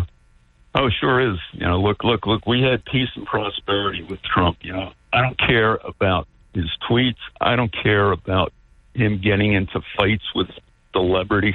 I don't care about that, right? Exactly. We care about our pocketbook issues, and we care about not getting look at the scorecard just off the top of my head, and you could add to the list. Afghanistan would not have happened. Russia would not be at war right now with Ukraine. Iran would not be doing the things. Biden's given them hundreds of billions of dollars. They were broke between Obama and Biden. The energy problem that we have, which right now you have Biden telling Ukraine not to bomb southern Russia oil refinery. And all of this, even though Russia can bomb them back into the Stone Ages and destroy their whole electrical grid and their whole energy, possibilities. It's crazy what's going on. We were energy independent. We were a net oil exporter. The world was safe. Everything was stable. People were making more than they ever made. Inflation was almost zero. Gas was $2. It's going to be $4 within the next probably 3 weeks. I mean, I could keep going. And you're telling me that we're in a 50-50 crapshoot? I just refuse to accept that. Yeah, that doesn't make sense. But look, that doesn't make sense, Harry. No, it doesn't. I got to get this break in, though. That does. Bob, we'll talk again, my friend. We'll be right back. Don't go away. Mark Levin. Are you going to be played by Joe Biden? Joe Biden's using the tactics of totalitarian, autocratic leaders around the world, of totalitarian, autocratic bigots from 100 years ago in our own country. Are you going to be played by this guy? You think our country is safer? You know it's not. You think your neighborhoods are cleaner and safer? You know they're not. Mark Levin on South Jersey's talk station, WPG Talk Radio 95.5. You're waking up with Hurley in the morning. WPG Talk Radio 95.5. Free. Hurley in the morning. Not only the news, but perspective. Bob, did I tell you I had to jump out of that quick? We got that break in by about 3 seconds. We have this minute, though, just to wind down. When we come back, Atlantic County Republican Party Chairman Don Purdy, Decision 2024 analysis, and whatever else we're going to talk about. Please check out some of the new digital content, including the fact that the Atlantic County Prosecutor's Office is making you aware of the fact that April is National Child Abuse Awareness Month. And obviously with the serious Atlantic City child abuse criminal charges that are facing the principal of the high school, the Atlantic City High School, it is certainly in direct focus. You can read all about that and a whole lot more. Sean Steitler in our fourth quarter. Let's do this. It's halftime. Thanks for waking up early in the morning. WPGG Atlantic City, WENJ HD3 Millville, a Town Square media station. Everything you need to know in 6 minutes starts now. From Harry Hurley Way and the world's playground to the broadcast pioneers of Philadelphia Hall of Fame. You're about to find out why Harry Hurley has been named to the Talkers Magazine list of the 100 most important talk show hosts in the nation. That's right. Live from the studios Somebody's got to make it. Why not us? In Northfield. It's Hurley in the Morning on WPG Talk Radio 95.5 and the WPG Talk Radio app. You know, unless Joe Kelly tweaked that a little bit, I missed it at 6 o'clock and at 7 o'clock. I did not miss it just now. He told us to have a soggy day. That's hilarious. Have a soggy day. Oh, that's a good one. Joining us now is the Atlantic County Republican Party Chairman, Don Purdy. Mr. Chairman, for some reason, I feel like we haven't visited in a long time. Yeah, we've been like on a hiatus. You've been busy. I've been busy. A lot of things going on. Well, I know you're always busy. And I know you are. Let me sort of put you on the spot here. The Atlantic City Democratic chair, who is the principal of the Atlantic City High School, has been criminally charged by the Atlantic County Prosecutor's Office of second-degree official misconduct, third-degree hindering apprehension of another, fourth-degree obstruction of justice, and disorderly persons offense failure to report child abuse. Very serious issue in Atlantic City. Very serious. Yeah, I read the release that was out, and obviously there's a lot of chatter going on. So, I do agree with the Democrat chairman. She should resign her position just because of Let me ask you this, though. Hold on. Help me here. Because I know when Jim Curcio had an allegation, Mike Suleiman called for him to drop out of the race altogether. It's my understanding that your counterpart has suspended her as chair. You correct me if I'm wrong. I didn't see anything that said he has called for her to actually step down from the position.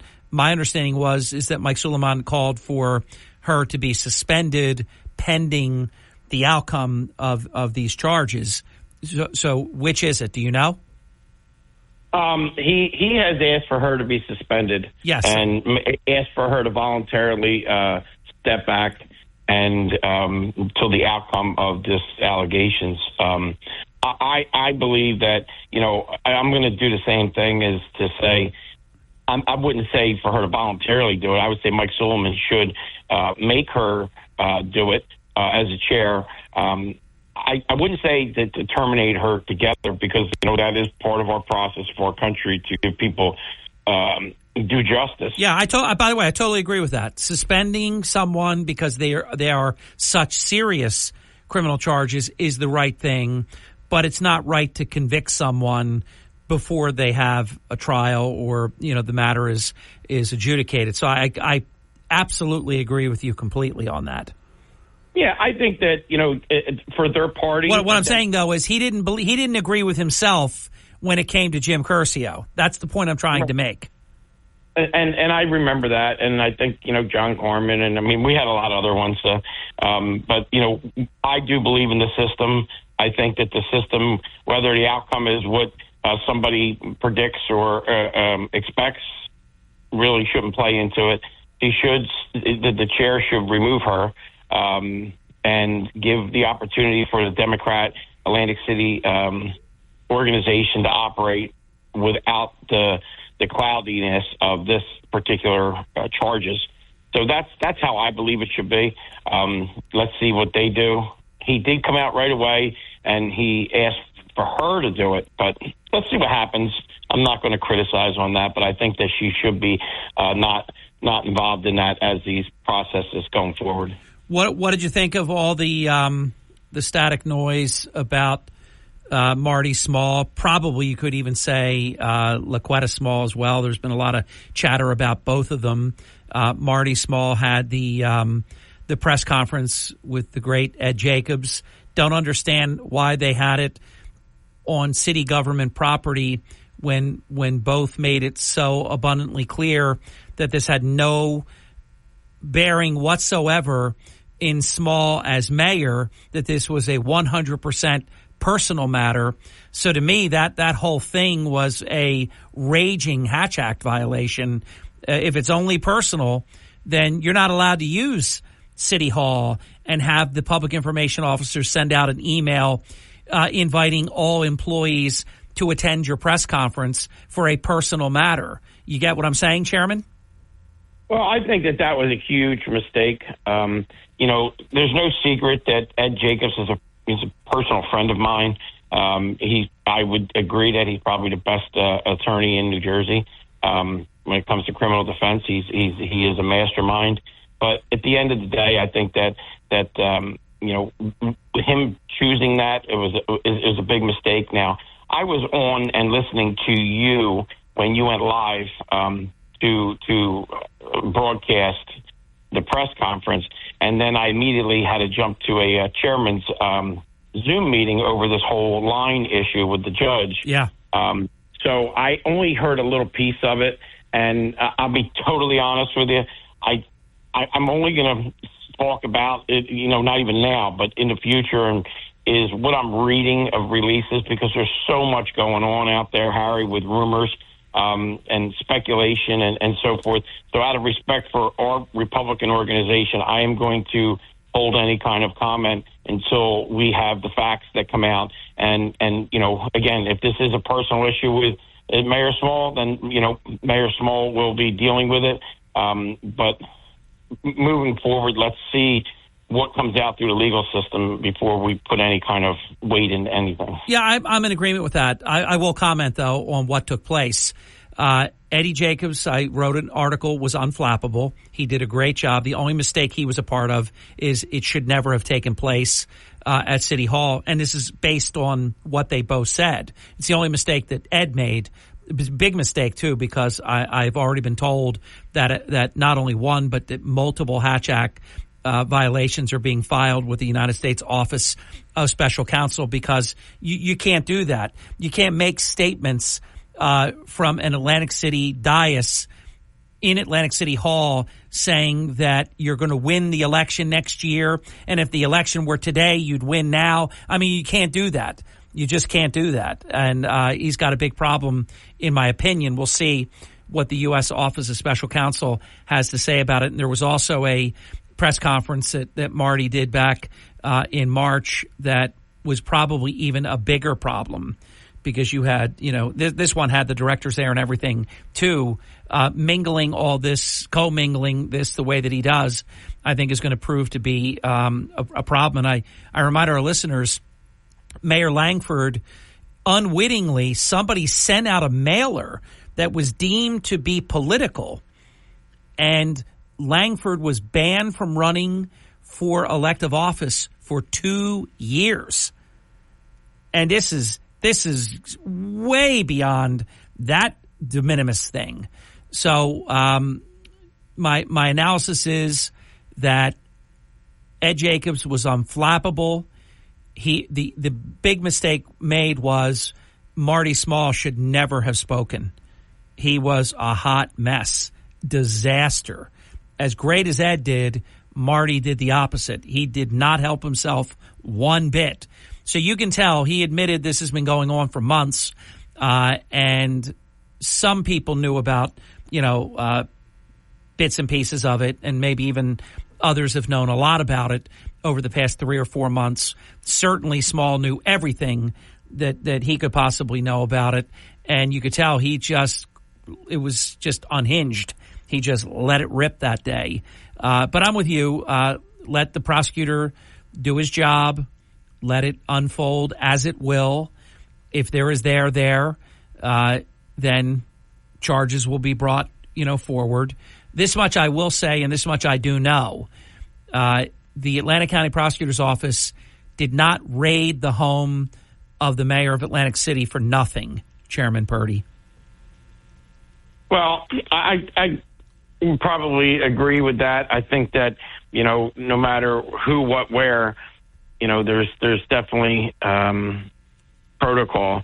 And one thing else I'm going to put on the record here that really drove me crazy, and I didn't hear it, but somebody sent me, because I was on a Zoom call, somebody sent me a snap clip of it.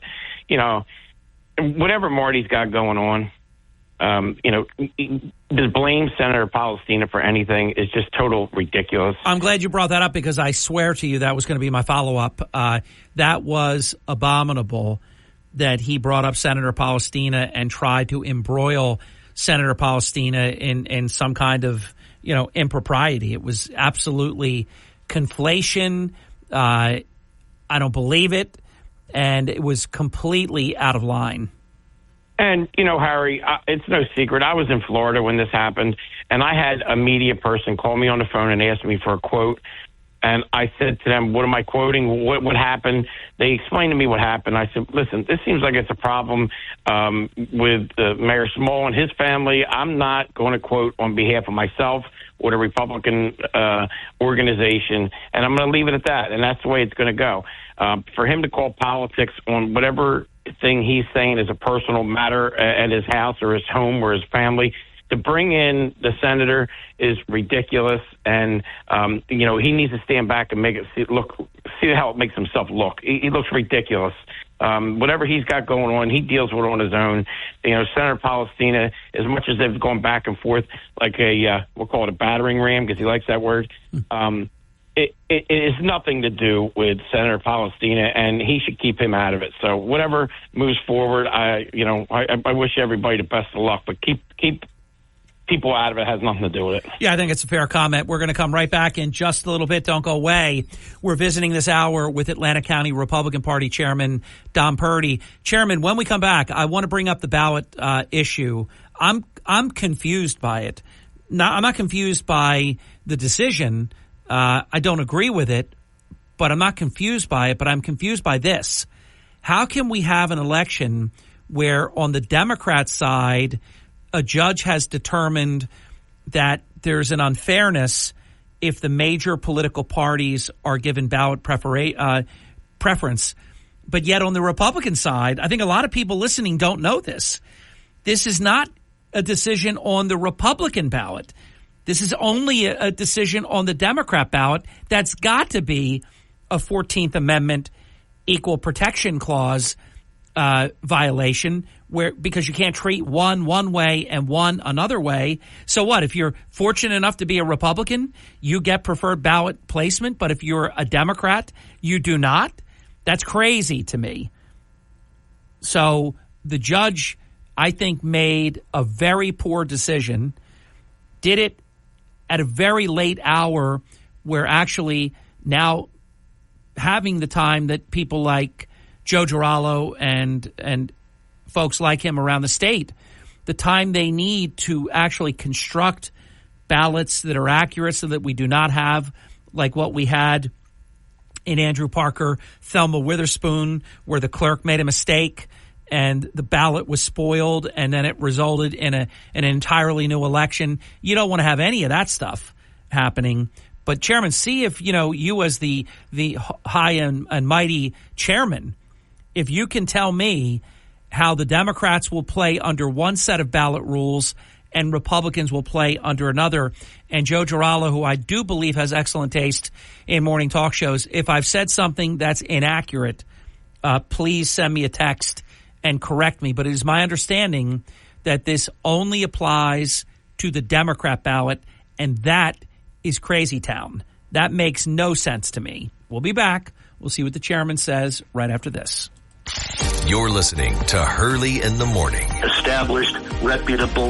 WPG Talk Radio 95.5. You're listening to Hurley in the Morning on South Jersey's talk station, WPG Talk Radio 95.5 and the WPG Talk Radio app. You're waking up with Hurley in the Morning. Brigantine. Mays Landing. EHT. Ocean City. WPG Talk Radio 95.5. South Jersey's talk station. That is correct, and welcome back. I am Hurley in the Morning with Atlanta County Republican Party Chairman Dom Purdy, who is our guest this hour.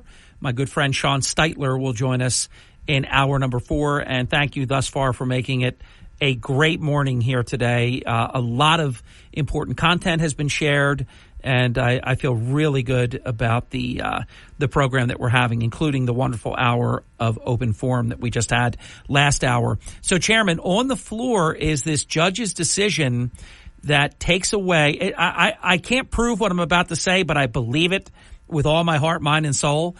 If Andy Kim knew how well he was going to do, he, I think, assumed that the power of Governor Murphy, that it was the First Lady – that she was going to steamroll all of these conventions and win all these regular Democrat nominations and have the preferred column A. So Andy Kim, rock me gently, he files this lawsuit like a Hail Mary, figuring, because there's no way, if he knew where he was going to stand, this hurts him now. So I know what I'm speaking, but that's the only part of this that's opinion. The judge's decision, and tell me if you agree with my assessment on that, because I don't mind a split decision if you disagree with me. But I can't imagine that Andy Kim is happy with his own lawsuit because he's hurt himself. You know, if they have to draw for position, he had all these ballot places, and with Tammy Murphy stepping out, he would have got them all. So anyhow, the judge says, yeah, the Democrat-only side, not the Republican side.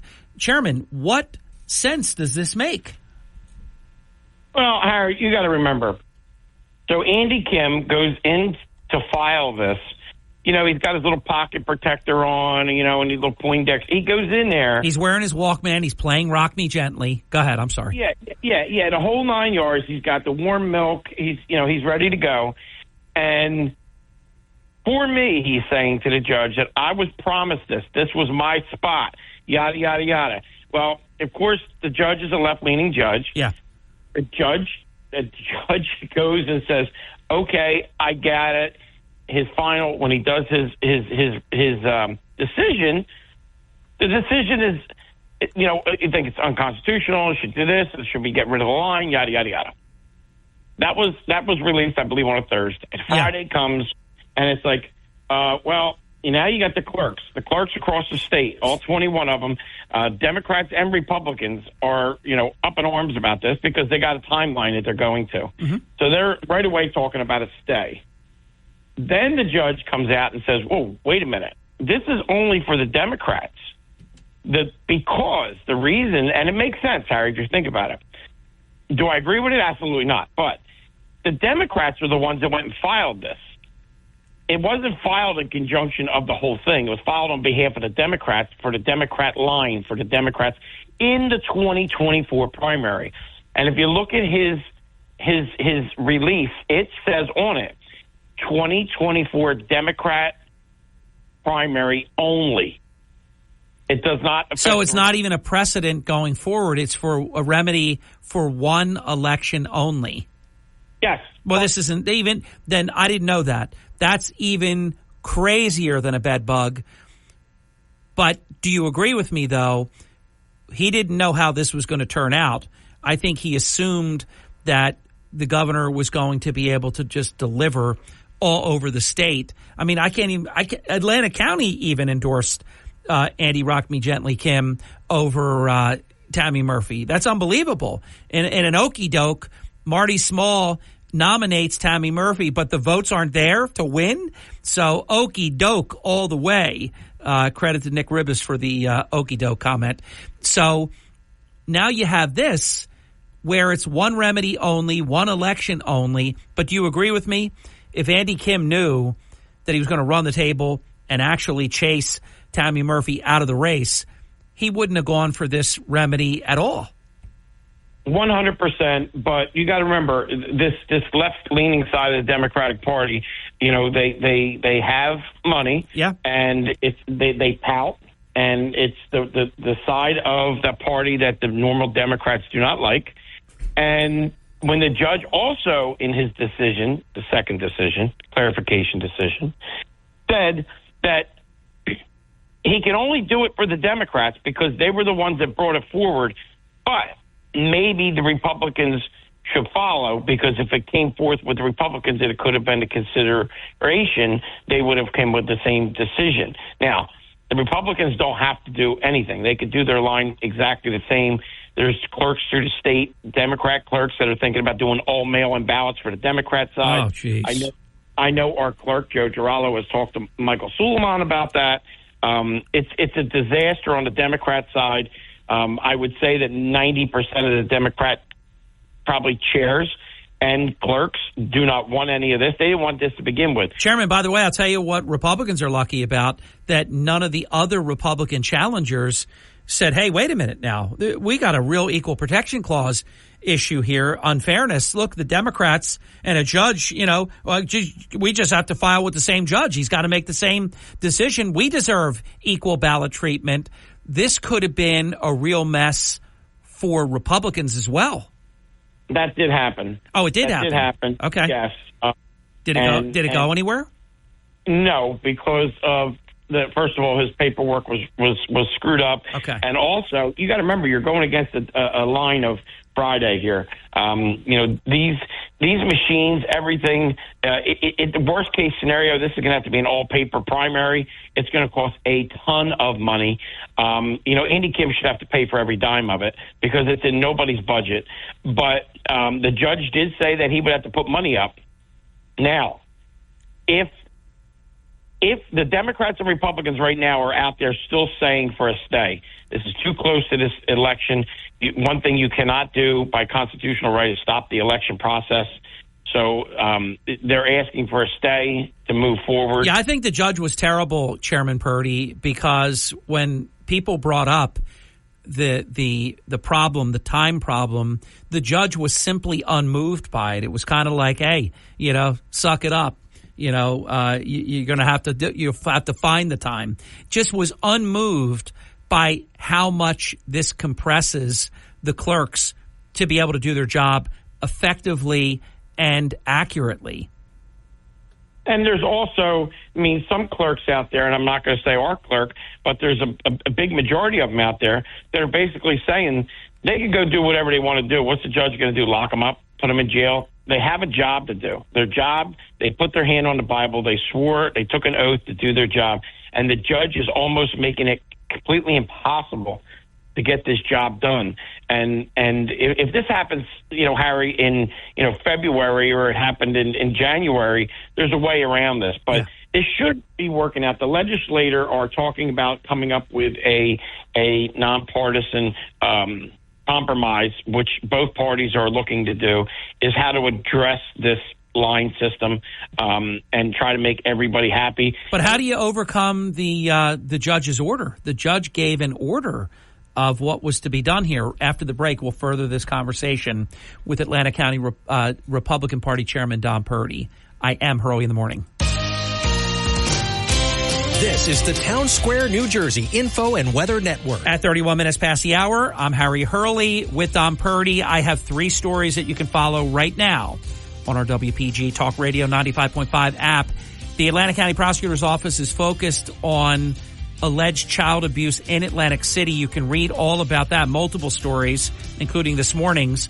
The Atlantic City Mayor, it appears he will face alleged Hatch Act complaints that are supposedly being filed, and we have a great piece on. Good morning. With your South Jersey weather forecast, I'm Joe Kelly. Hey, it's raining again. We're looking at scattered showers this morning, scattered showers and thunderstorms this afternoon. Some of those storms this afternoon could bring some heavy rain and or wind. Today's high about 57. Tomorrow, some thunderstorms early, then partly cloudy and 42. And tomorrow, some morning sun possible, but some afternoon rain likely. Tomorrow's high 57. That's your South Jersey weather forecast. Have a soggy day.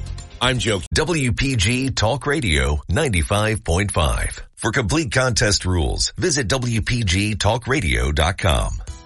Wake up weekday mornings with Hurley in the Morning. Cut the BS and let's get to the truth. WPG Talk Radio 95.5. Thank you. Welcome back. 37 minutes past the hour with Atlanta County Republican Party Chairman Don Purdy. This is the Hurley in the Morning program. Chairman, in terms of the judge's decision, is there time for the legislature, and then the governor would have to sign, to actually take action that would allow this to be handled differently than how the judge has ordered? No. I didn't think so. That's off the table. No. Right. So the legislature getting together, me and you could go have a meeting at Gary's restaurant. I mean, the legislature getting together now, I can't imagine that does anything for this particular situation. A future, Harry. It's just for future elections. Well, they need to do that.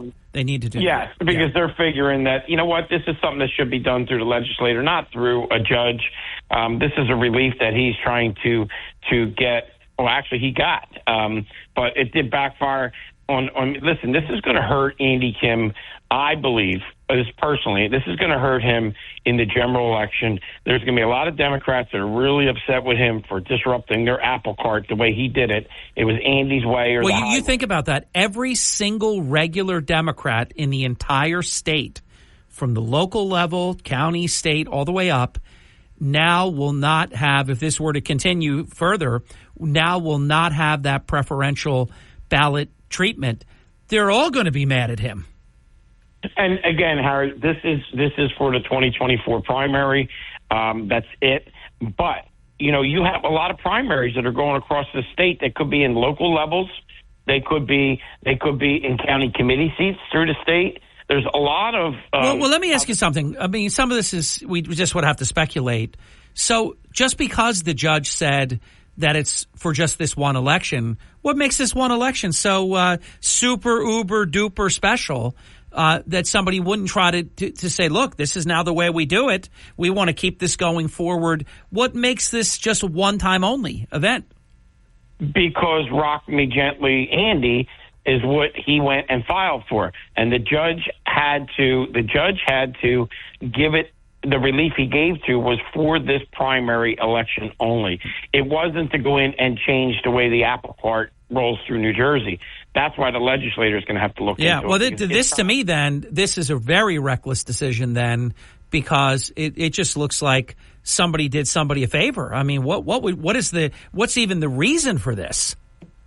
And to turn around and have, and I understand why the judge said it, but to have the Democrats and Republicans on the same election cycle on the ballot be two different layouts is ridiculous. It is. And I'm a Republican telling you that. Yeah, it is ridiculous. It is ridiculous. It's terrible. But, the judge's decision is the judge's decision. Let's see what the clerks organization through the state of New Jersey is very strong. They're nonpartisan, and they are working together to see, how they're going to do their counties. By the way, I don't know how many people are running in the Democrat primary. I mean, Tammy Murphy's out now, so that's one less. Does there have to be a drawing up and it can't now? Did the judge only make the decision for governor? Could there be a regular Democratic line that Andy Kim's not a part of, or does the whole Democrat line get affected by the decision? Sounds like they do. Anybody that put their petition in as of the 25th of March that's going to run as a Democrat, if there's 5 people that put in for it, that clerk would have to pull 5 different numbers to figure out who was on what line for a Democratic side. It is a very time-consuming. It's going to be some of these, when you start talking about Ocean County for us or Monmouth County, these are huge counties. Thanks for the Republican side, it doesn't matter. But the Democrat side, you talk about, you go up into Essex and up in North, these are going to be huge lines. They're going to have ballots. They're going to could be 2 pages long. By the way, here's another thing that we won't know the answer to because it's a hypothetical. If people knew that you weren't going up against the power of the regular Democrat line, other people may have run and challenged people in primaries. That is correct. That is totally correct. And what you're going to see, I'm telling you, when it comes to the general election, there will be people, and they talk about Menendez run as an independent. That's not a big joke anymore if you see what Andy Kim just did to the Democratic Party. Well, exactly. Menendez will probably almost definitely run as an independent. He's now been encouraged, because if it would have been normal any other year in the entire history, hundreds of years of this state, there'd be no way he would run, because he would realize that he couldn't beat in his current state. He could not beat the regular Democrat line. Now he has a chance of getting column A. Well, he's going to do that, but he's not going to run to think he's going to win. He's doing this as a personal to the Democratic Party, and they are in shambles right now. Well, I've also been told he's running, if he does decide to do the independent bid, that it's about money as well. Yes, it is, absolutely. Of course, it's Menendez. It's going to be, if there's any time that you need more gold bars, is now. Hey, did you see that? I don't know how many of our listeners even know this, but Robert Menendez Jr. is a congressman. I know that Chairman Purdy knows this. He now is going to have a Democrat challenger, I believe. And this primary is going to screw him up, too. Yes, because he would have been in column A and he would have won. Now he might wind up, being somewhere else unless he gets lucky and draws it. So this judge created chaos for one party, Harry. Yeah. And it is a Democrat that created it. And I would even sharpen the pencil finer, the point, and say he did it for one person, not even one party, one person. It affects the entire party, and it does infect, but it affects the entire party. And I can't say I'm surprised, because it is New Jersey. Remember when it was absolutely passed, the Constitution of the state of New Jersey says shall not replace a nominee after this date. And my friend Robert Torricelli got out of the race, and they allowed him to be replaced anyhow, the Supreme Court. So this state is capable, Chairman, as you know, of anything. Yes.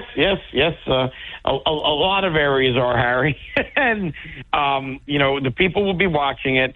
And what else this is going to do, Harry, is this ballot, even though it's only a primary, is going to create chaos. Because these people, this is a presidential, this is the World Series. When people come out and vote, this is it. And they are not going to be used to seeing what they're going to be seeing on this ballot. And no doubt. To confuse people. The computer system, the new voting machines that we got are not programmed for any of this stuff. This is going to be a disaster, Harry. Yeah, it's going to be chaos and confusion. And people have been so used to for so long that if they were supporting the regular Democrat line, they know it's the entire column A in the primary. In the general, it would either be column A or column B, depending on how that drawing goes. And now you could wind up with the regular Democrat column, if you're allowed to bracket.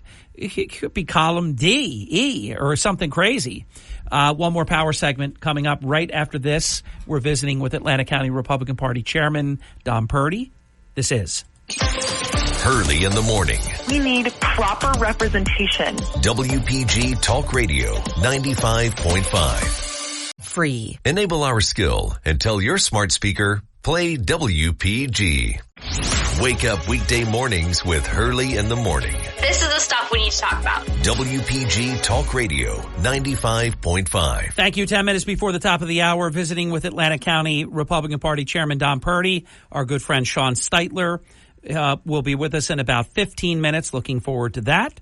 And so, Chairman, we've done all the politics that we can do today, all the belly of the beast stuff. Let's talk about something very, very positive, very, very important, and that is the Village Green Classic Car Show that's going to be benefiting an important cause. Tell us about it, Don. Well, Harry, what a great thing to bring summer in is car shows. I love cars. You know that. I'm a car guy. And, all through the summer and in spring and even the fall, that a lot of car organizations get together and they do car shows. It's great to get the kids out. And, this one here is for a really good cause, Harry. It's for organ donators that donate organs and the recipients. And, this sweet girl, Stacy that works for Galloway Ambulance Squad. She's a sweetheart. She's worked, through her whole process when she was getting to go in for her procedure and after she got out. And she wants to give back, Harry. And I think that, it was great to see somebody that can use her. Look at her. What does she do? She helps people in the health field. And she was lucky enough to be able to be a recipient of a donor. And this is Don. This is great. Stacy Rodinas, who works for Galloway Township, the ambulance squad, is giving back because she was blessed with a transplant, and now she wants to give back. Correct, Don? That's absolutely 100% correct, Harry. It's wonderful. I love that. And pay it forward. And that's, think of all the calls that she goes to and has gone to for many years before this tragedy in her life, that she's out there helping people. And there became a time in her life, and she's young, Harry, and there became a time in her life that she is the one that needed the help. So, Don, explain how this is going to work. I understand that the Classic Car Show will be at the Smithville, the Village Green, and it is 11 a.m. to 3 p.m. I don't have the date. Do you know the date, Don? Yeah, the date is Saturday, the 27th. Okay. And the tickets are $20. Oh, you know what? It does say that. It's in a gear. It's in an art gear of the car. So there it is right there. Thanks, Chairman. And if you could, Harry, I don't know can you post that on your site? Yes. Yes. Because I think that, it would be great. There's a lot of your listeners have antique cars. And some of the people, I encourage them to give a donation, even if you do not have a car. It's a great cause. And on your site, it'll have her information, her email information. And if anybody needs that, they can also contact me, and I could give it to them. We're going to post it on the Atlanta County Republican site. But the registration is at 10:30, and it goes from 11 a.m. to 3 p.m. And the trophies, there's trophies, will be given out at 3 p.m.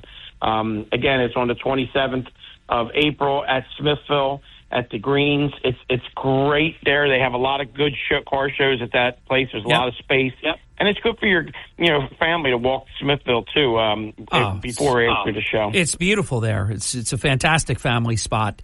Let me ask you this. I know it's $20 for the Classic Car Show. Is a portion of that going towards the benefit of the organ donation, or do you have an opportunity to then contribute while you're there? How's all that going to work? Well, you can contribute, but the lion's share of that is all going towards the cause. And there will be trophies. There's donations. Like we gave some donations on behalf of the grill, so there'll be 50-50s. There'll be like basket raffles, stuff like that, and giveaways for them to be able to raise some more funds for the donations. So there'll be all kinds of different ways that day to raise money for the cause. I think it's going to be great. So, yes, we will help promote that here. It's already, I've noted, to put it on my community bulletin board for the program. So we'll continue to promote it. We've got a few weeks, better than a few weeks. It's only today's only the 3rd. So we've got a number of weeks to promote it, and then we'll do something digitally with this as well. And I think it's absolutely fantastic what Stacy is doing in terms of giving back. We're at about 5 minutes before the top of the hour. Chairman, anything that you came to cover that you haven't had a chance? Well, I mean, let's talk about President Trump. I think it's going to be set that Van Drew is our congressman is the head of the Trump Organization campaign in New Jersey. They did put forth the delegates that'll be going to Milwaukee to cast votes. Even though Trump is going to be the only one at that point now that's going to be voted on. But that's exciting. Presidential convention I've never been to, but I am going to go to this one. And I think it's going to be, no matter if it was Donald Trump or DeSantis or Haley, it doesn't matter. I think it's just to be able to participate in a national convention. I've never done it. I think I want to do it. I think it's going to be, definitely seize the moment. So I'm looking forward to that, Harry. And I think that this election cycle that you're going to see go by, a lot of people aren't paying attention to it, Harry, because some people are frustrated with either party. If it's the Democrats with Biden or some of the Republicans could be with Trump. This is going to be a different election cycle than I think we're used to. Well, I announced this morning 7 swing states polling samplings came out. President Trump leads in 6, and he's tied in the one he doesn't lead, Wisconsin, 46-46. He leads in Wisconsin in every other poll that I saw. This is the Wall Street Journal. They polled the Commonwealth of Pennsylvania. It's Trump 47, Biden 44. Michigan, Trump 48, Biden 45. He leads by 10 in Michigan in the CNN poll of a day or so ago. Arizona, 47-42, Trump. 44-43 in Georgia, and he leads by more than that in every other sample that I saw. This is registered voters, not likely voters. Nevada, 48-44, Trump. North Carolina, 49-43, and this is really not even including the Robert F. Kennedy Jr. factor. This is just head-to-head. Robert F. Kennedy Jr. is obviously going, as a Democrat, going to pull more from Biden. So Trump's lead in North Carolina is even more because Kennedy is on the ballot in North Carolina. He's not on the ballot in some of the others that I've mentioned.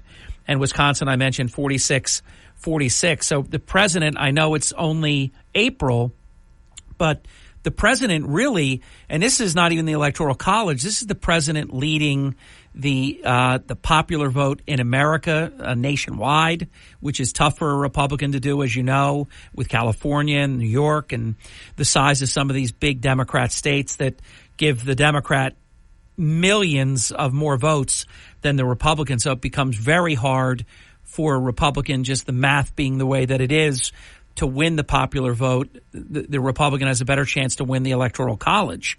Trump's winning both right now. I believe the convention that you're going to is going to feature, regardless of these criminal trials and things, it's going to feature the front runner for the presidency. It will, and it is in Wisconsin, Harry. Yes, and that's not by accident. You're right. I know. So that's going to be that. On the 9th of April, Jack Ciattarelli's got a big announcement he's going to be making. I'm sure you can know what that will be. Yes. So we're going to go to that. We're going to go support Jack. It's going to be, that's another primary that's going to probably end up happening next year. We'll see how the cards lay out with that. But there's a lot of exciting stuff that's going on that isn't really talked about yet. The music's going to play us out. Do you believe that, considering how close Jack Ciattarelli came to already being the governor, do you believe that there's any Republican in the state that could beat him? No, I don't either. But no. He is. But he is going to face a challenge, isn't he? As of now, yeah, I think he is. But a lot of things happen, Harry. You know that. Yep. A lot of things happen in the world and politics. And one thing you're going to see is Jack Ciattarelli is a communicator. He's a people person, and I think that there's a lot of independents or right-leaning Democrats that have told me that they voted for Jack and they would vote for him again. And what he did also, we're only down to 10 seconds, so no chance to respond, but he has supported every single club up and down the 21 counties. He's been fantastic. That's before and during and since the last election. Chairman, great hour. Loved it. Talk to you soon. Thank you, Harry. WGG Atlantic City, WENJ HD3 Millville, a Town Square media station. Everything you need to know in 6 minutes starts now. Joe Kelly. From Harry Hurley Way in the world's playground to the Broadcast Pioneers of Philadelphia Hall of Fame. You're about to find out why Harry Hurley has been named to the Talkers Magazine list of the 100 most important talk show hosts in the nation. Live from the studios of Town Square Media in Northfield, it's Hurley in the Morning on WPG Talk Radio 95.5 and the WPG Talk Radio app. Thank you. Welcome back. It's 5 minutes past the hour. Very pleased to report that we are joined by Sean Steitler, who is a very dear friend and a great partner. And, of course, he is the owner, the president, and the chief executive officer of East Coast Roofing, Siding, and Windows. They are the official and exclusive provider for roofs, doors, windows, gutters, gutter guards, garage doors, patio doors, front doors. I mean, everything that they do. They are our official and exclusive provider, both on the Hurley in the Morning program and personally. You can make an appointment digitally at eastcoastroofing.com or by calling 609-646-1444 on the first Wednesday of every month.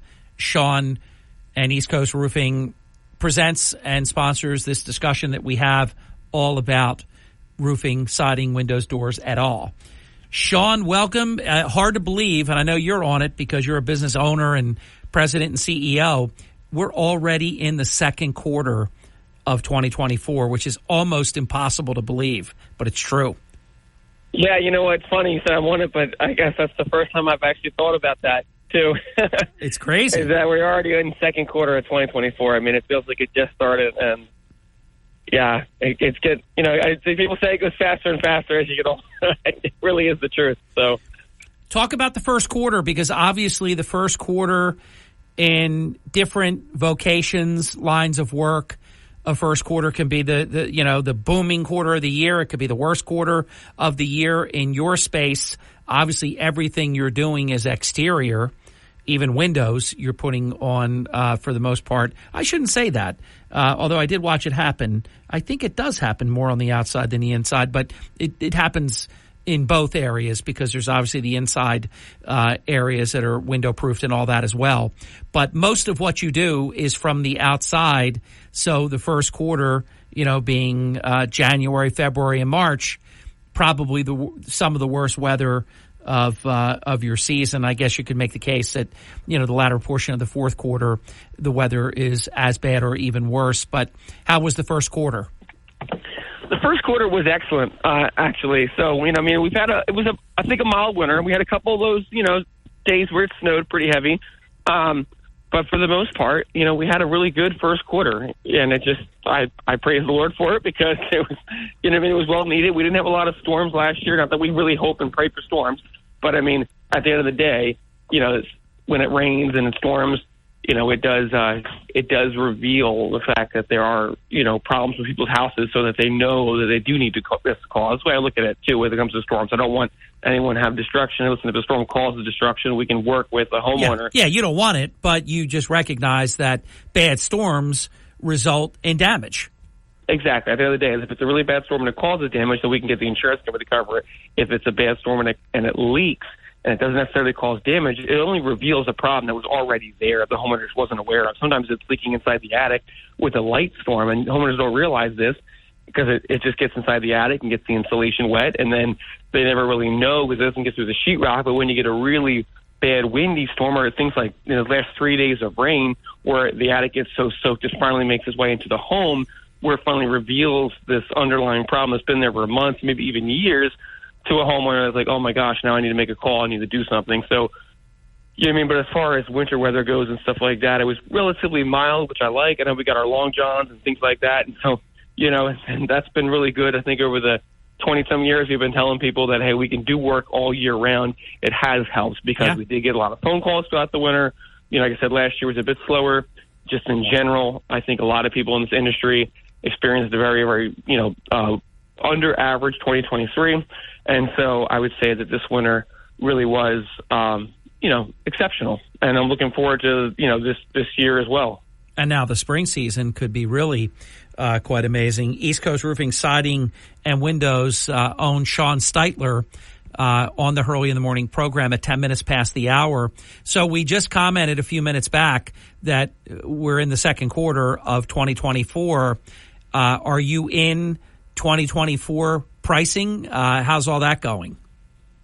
So, So April 1st is when, GAF and the shingle manufacturers, actually all shingle manufacturers, basically raised their prices. So as, any deliveries that took place after April 1st, those shingle prices have gone up. So, we've had to adjust our numbers accordingly. To make an appointment, you can call Sean and his team at 609-646-1444. That's 609-646-1444, or on the web at eastcoastroofing.com. Sean, what's on your mind? What's going on? How's everything? Everything is good. Good? Yeah, like I said, it's been thank you. Yeah, no, it's been like I said. Is it raining right now? It is raining right now. We've had a lot of rain, as you know. A lot of rain. Yeah. It's just been nothing but rain, which is, like I said, it's bittersweet. You can't get work done in the rain. And so, of course, we had a bunch of roofs scheduled for this week. And then you got to it rains one day, you're okay. Because then you can just push everything back a day. But if it rains 3 days in a row, you're pushing a lot of things around. Now, today, supposedly, and I'm listening to the aspiring meteorologist Joe Kelly reporting this morning on Hurley in the Morning, that wind and potentially heavy rain coming later today. So that's... Yeah, when you get the wind and the heavy rain, that does cause a lot of leaks that you normally don't see. Yeah, it'll be interesting. And evidently, the storm is going to be pretty strong. So and that woke me up last night a couple times. We had some extreme lightning or things like that real close to the house must have been, because I definitely woke up to very large bangs. I have to blame you. You don't have brand new windows yet at your home installed by East Coast Roofing, Siding, and Windows, correct? That is correct. Okay. They're on the way. But as you know, I do. That's right. So you probably don't know. And you estimated. You did the whole job. And here's the truth. I didn't hear anything. Yeah. I slept like a baby.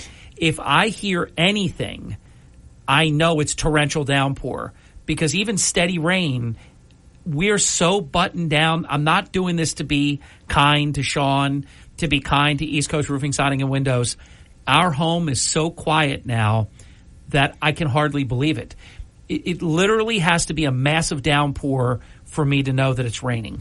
Wow. I didn't hear any rain.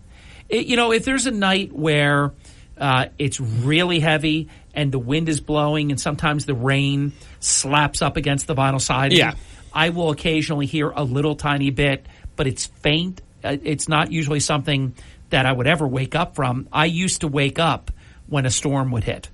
Yeah. When I had the builder grade leaking like a sieve. They didn't leak water in the house, but leaked air and sound and all of that. The new windows not only are aesthetically amazing, but they really do quiet the house down. Yeah. Yeah, it's because of all those air gaps where the air is getting through. I mean, sound's able to get through that as well. So having new windows, having everything sealed up, the outside's recapped, and everything. Like I didn't know it. I knew it rained last night just because you go out and it's wet and stuff like that, but I wouldn't have known it rained last night. Yeah, it did. And you were mentioning how you knew it, you heard it. Yeah, I heard it. Yeah, exactly. We bought our house that we're living in now just a couple years ago, and it needs new windows. So my wife constantly, and she's listening right now too. She's like, she even asked me this morning. She's like, all right, when are we ordering the actual? Just order the windows. Yeah, Carrie, so busy doing everyone else's windows. Carrie is very quiet. It's very beautiful, and they operate beautiful in your home.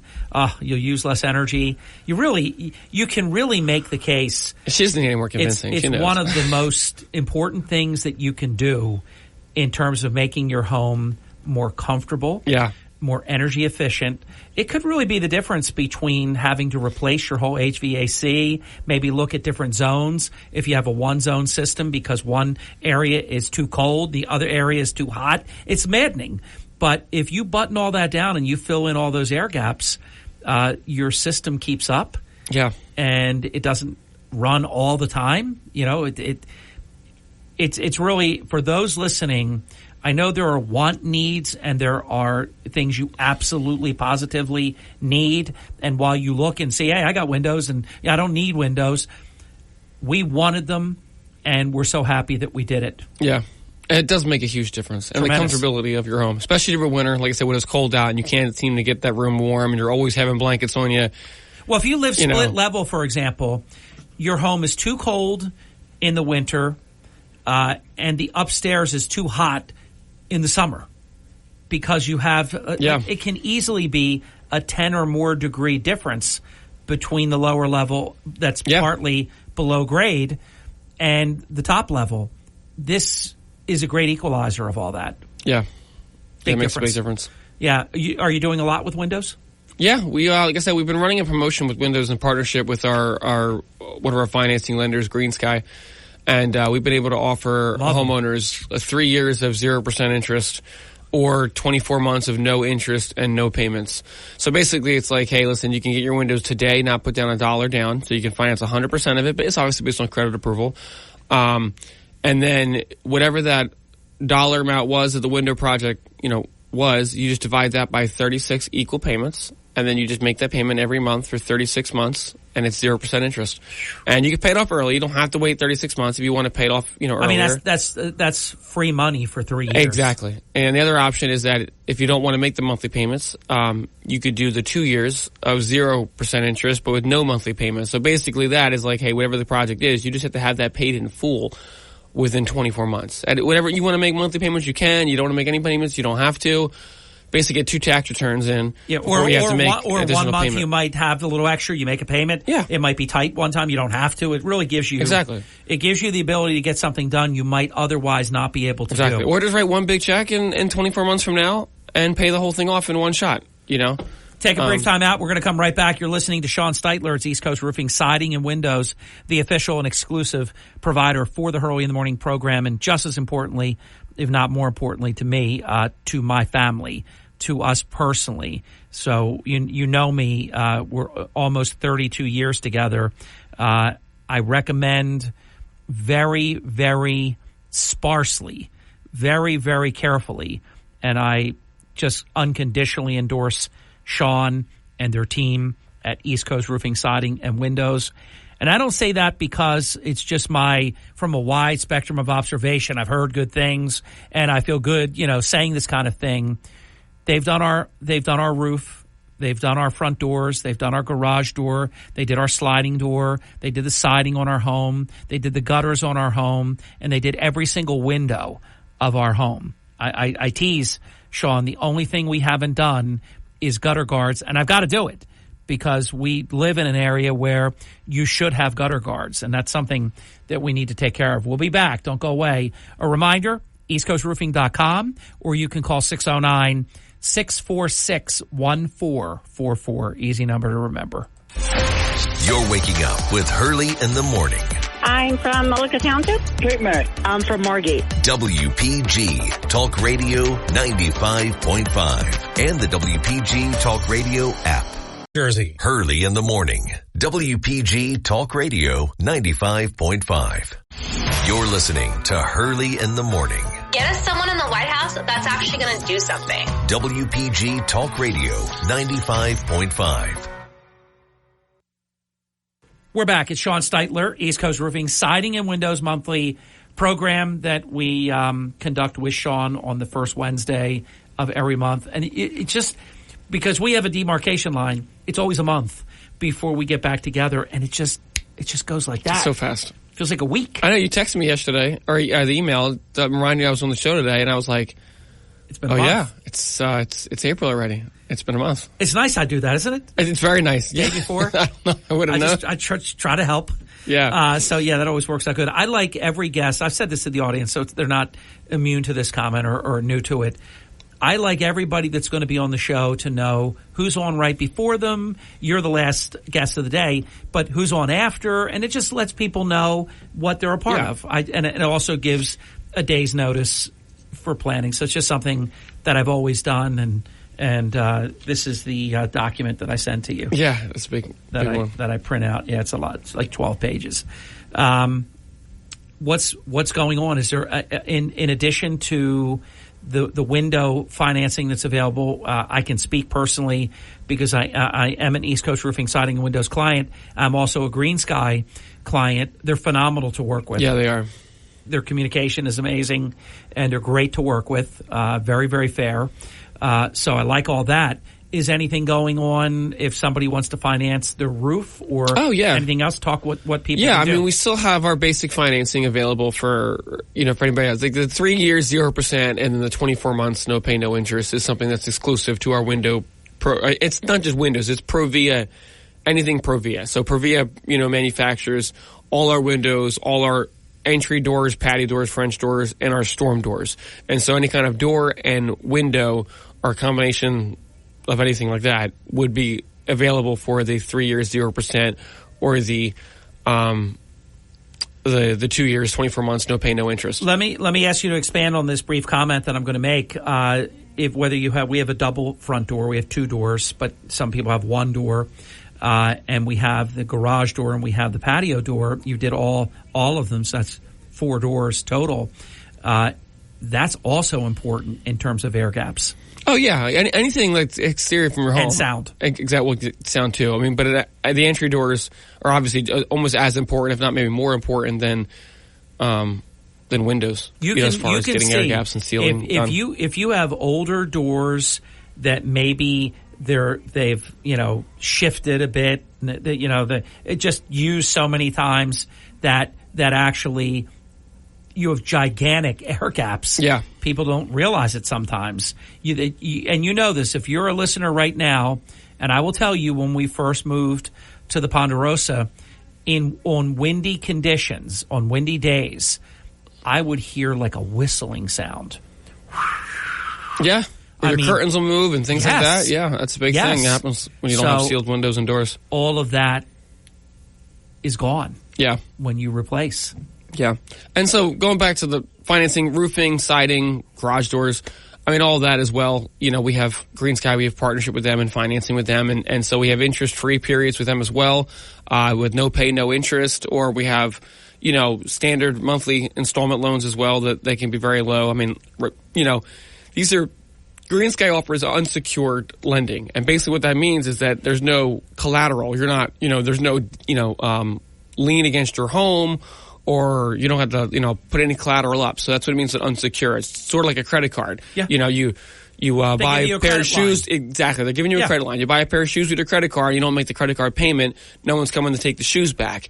So typically interest rates on unsecured loans are kind of lined up with credit cards, 17 to 34% sometimes. You can get that. With Green Sky and the promotions we've been running, it's significantly the way, even in the single digits. We're running one right now where you can finance from 10, even up to 15 years. No prepay penalty. The best thing about a 15-year loan is not the fact that it's going to take you 15 years to pay it off. It's the fact that we can get you such an extremely affordable monthly payment, as low as 7.99%. That's the annual interest rates. You're talking about like almost 0.5% a month, or less than 0.5% a month or something, close to that of what that actually is. And so you can talk about, a $20,000 project for close to like $120 a month or something like that. I mean, it's extremely affordable. And then at any point in time you want to pay the whole loan off, you pay it off completely. I'm looking at a monthly payment, hypothetical Green Sky account, where literally I know it's true because you said it. You wouldn't say it if it wasn't.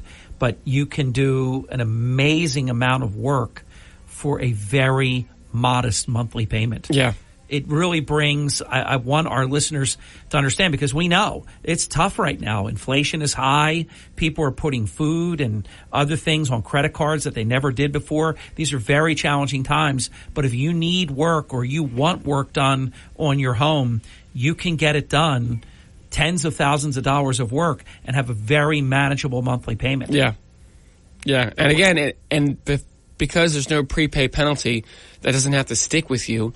You know what I mean? If you sell your home, let's say, hey, I need to fix up my house, I'm going to sell it in a couple of years. Well, okay, you could do this, you could finance it, and as soon as the home is sold, just pay that loan off. Don't let it follow you to the next house, or vice versa. As your tax returns come in, put a bit more toward that each year, and then get it knocked out early. You can make payments towards principal. Yeah, exactly. Yeah. You know what I mean? The thing is, I talked to someone one time, I was asking about this 15-year loan. Like, well, I'd rather do a 10-year loan. Well, I explained to them the interest rates are going to be the same, and if you want to do the 10-year loan, just make the 10-year payment on the 15-year loan, and it'll get paid off in 10 years. And this way, if something changed, you have the option. You have a lower payment. Exactly. Like, say, December or whatever, you got all those Christmas gifts and things like that. Like, you don't, or the car breaks down or something like that. Exactly. Like, you could pay this off in 7 years, really, or 5 years if you just make that little bit more. It doesn't take much more money to pay a 15-year loan off in 7 years if you just pay a bit more money per month. But, all right, at the end of the day, that minimum monthly commitment is much smaller. So if something comes up that month, you're not locked into this $300 payment or $200 payment. You could just pay maybe $100 instead. Exactly. This is a fun fact, and I'm sure people have heard it before. If you sign up for a 30-year mortgage on your home and you make one extra payment per year. Yeah. So that could be $100 a month or $200 a month, or just one extra payment a year. You will knock 5 years off your mortgage. Yeah. That's serious business. That is. That's 5 years of continuing to pay that monthly payment and your principal and interest. So Sean is exactly right. I would take the 15-year deal over the 10-year deal. And if you're in a position to create your own 10-year deal, go at it. Yeah, or a 5-year deal. Yeah. You know what I mean? Just go at it. But then something changes. But if something changes, you lost your job or you got sick or something happened or some other major expense came, to be, you have a payment that is manageable. Another cool thing about Green Sky, if most of their loans, if not all of their loans, have a 6-month, it's almost like a hidden promotion. Most people don't really understand it, and me trying to explain it over the air, I may confuse more people, but they re-amortize the loan after 6 months back out to the original term.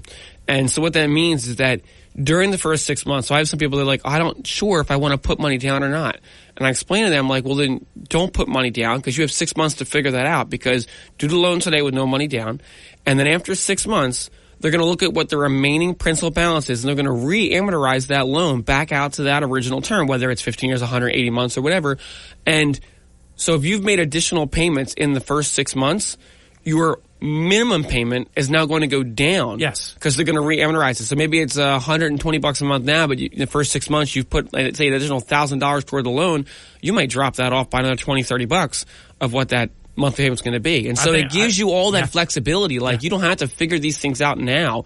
You can get the loan, do the job, and then, hey, you have 6 months to figure out, hey, did I really want to put money down toward this? Because it's basically going to, as if you put that down from day one. Sean, I know that I say this to you every month, but it's already halftime. I know. Of your program. We got a lot to do when we come back. We'll be back in just a few minutes. A reminder, you can make an appointment with Sean and his team at East Coast Roofing, Siding and Windows, either digitally at eastcoastroofing.com, and you'll see the hyperlink, and you can make the introduction and the contact points right there, or call 609-646-1444. East Coast Roofing, Siding and Windows, the official and exclusive provider for the Hurley in the Morning program and the Harry Hurley family. We'll be back with Sean right after this, and it is halftime.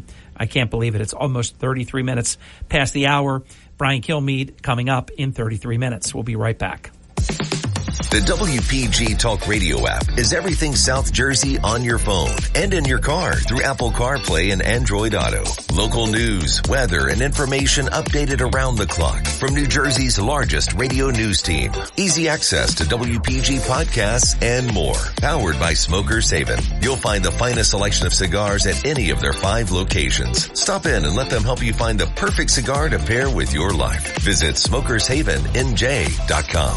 You're waking up with Hurley in the Morning. WPG Talk Radio 95.5. You're waking up with Hurley in the Morning. It's well-balanced conversation. WPG Talk Radio 95.5. Thank you. Welcome back. 38 minutes past the hour. Sean Steitler, East Coast Roofing, Siding and Windows, our monthly visit together. And excited for you, excited for the spring season, and just a great opportunity if you're looking to get a new roof. Maybe you need something. Maybe you want something. I can tell you that you won't be disappointed. East Coast Roofing, Siding and Windows. One of the most important things that I think I talk about, Sean, when I talk about you when you're here or even behind your back and out in the community when I talk about you and your team, you stand behind your work. Yeah. And that's hard to find. People are used to people not showing up. I mean, you had a whole theme over the years, like call us and we'll show up. Yeah. Because people are like, wow. I mean, that's like, what a I got to tell you something. If I could live in my space by just showing up would be enough. People are like gobsmacked when somebody shows up because they're used to people not showing up. Yeah. But not only do you show up, you do what you say you will do in the time frame that you say you will do. And then if for some reason there's a need for you to come back, you don't disappear. That's right. And that's important. Yeah. And that is, again, that's a big part of just doing the job like the same way how my dad wanted to do it. He said, treat every house like it was his mother's house. You know what I mean? So we're still doing that, and it's like Larry's mom. Exactly. Every house is Larry's mom's house. Yeah. You know? And so every customer is my grandmother. Yeah. Young or old. But it is. It's just like I don't want to ever let money get in the way of making the right choice, if that makes sense. Like when it comes to like hard decisions. Well, you know what that is? That's an honorable comment that you made. That's one based upon honor, integrity, character. Because here's the deal. If you do something and you do it substandard and they can never reach you again, you cannot endure decades in the business. You'll be done. You can do that for a little while. I call that hit and run. Yeah. And one of the worst things, and I'm sure it's happened to everybody that's listening, and again, I'm always very mindful and careful about what I'm about to say because I don't like tearing anybody down to lift you up, because I can lift you up on the merits of the credibility of you and your organization. But we all have experienced this. Got something done, did not like how it was done, that in fact there were either mistakes or problems, and you could never reach the very same people that did the job. Yeah. Ever again, in some cases. Yeah. I mean, a lot of times it happens because they end up calling us to fix it, and because they can't get a hold of the right people again. And again, that file that under our doctrine of cheapest is not the lowest cost. Yeah, exactly. The cheapest price isn't always the lowest cost, and that happens. And so, like I said, when it comes to certain decisions, it's just like I really wish it didn't go that direction. But at the end of the day, I could easily get away with doing this, and that would save us money, but it's just not the right thing. You know what I mean? So, I don't care what you're putting in systems. Yeah, you're not doing it on the cheap. No, you're doing a system, and because you do it as a system, GAF recognizes you as someone that they will get behind. Exactly, and they do get behind us. You know what I mean? Like I said, when we do a full GF Golden Pledge system roof, after 2 years, GF covers 100% of that cost. Like if it's any kind of workmanship, the shingles blow off, all that kind of stuff, they cover it. You know what I mean? And it's a 25-year guarantee to the homeowner. Now, for the first 2 years, we cover the cost, basically. And if we were never, say we went out of business, God forbid, then GF obviously would cover the cost for the homeowner. But after 2 years, even if we have to go back and visit the home, they will pay us to go out and do an inspection. They really do get behind us 100% and stuff like that. And so, like I said, it's for a manufacturer, they're not only warrantying the product, they're warrantying the installation of the product. They're saying, hey, listen, if East Coast does install your roof and they make a mistake, we'll pay to fix it. And they're just making shingles. They're not installing it, so. I want to say this because I find it fascinating and accurate. If I buy a roof from East Coast Roofing, Siding, and Windows and I stay where I am, my forever home, that will likely be the last roof I will ever purchase, correct? That's correct. Depending on your age, but yeah. You know what I mean? Yeah, because, but for a lot of people, that's a lot of people, because, it's warranted for a lifetime. And how that works is that it's non-prorated for 50 years. And so from the day that it's installed to 50 years later, and it's transferable once through ownership, so the next owner gets 100% of that warranty as long as it's transferred within 20 years. It's guaranteed for 50 years. So that roof fails, the manufacturer will pay 100% of the cost to tear the roof off. All the dumping waste, the dumpsters and all that kind of stuff, they'll pay for all the accessory materials. They'll pay for all the labor, the shingles, everything, 100% of that. Not what you paid for it, but whatever it costs that day. It's a full covered replacement. And even after 50 years, let's say you're still there and it's after 50 years, it is at that point it's prorated, but it goes down to 20%. They're still going to pick up 20% of the cost to replace that roof if it's 100 years later. You know what I mean? Still after that many years, that's amazing. So, our audience is very smart, but I want to just do something to put a face on it. Some people get it sooner, but if you got your first home when you were 30, you would not have to buy a new roof at all, put a penny out if you stayed where you are, your forever home. You would be 80 years old. Before you had to replace it. Before you had to replace it with some of your own money, I'll say. Yes. Because if it did fail at, say, 40 years, which listen, who knows? It could happen. If it failed at 49 years and 364 days. Yeah, exactly. It's 100% covered. Yeah. So you could be 79 years old, 364 Best case scenario, days. it fails at 45 years out and you get a brand new roof and you get another 50 years out of it. Yeah. And then it is your only roof you'll probably ever would be need. the last year you ever replace it. Exactly.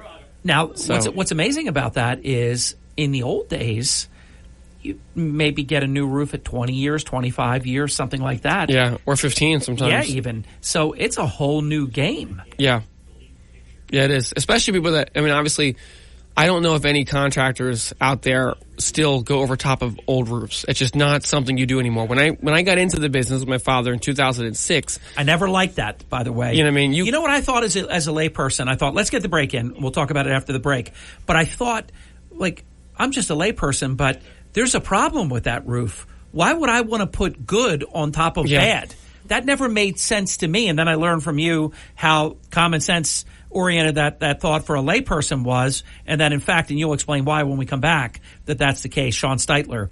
East Coast Roofing, Siding, and Windows continues to make an appointment digitally on the web, eastcoastroofing.com. You can call 609-646-1444 as well to make an appointment.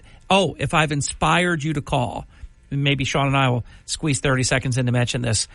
If I'm the reason you called, you heard Sean, you heard me, you heard us, please tell Sean and his team, because they're doing an amazing thing for the Hurley in the Morning charity when you do that.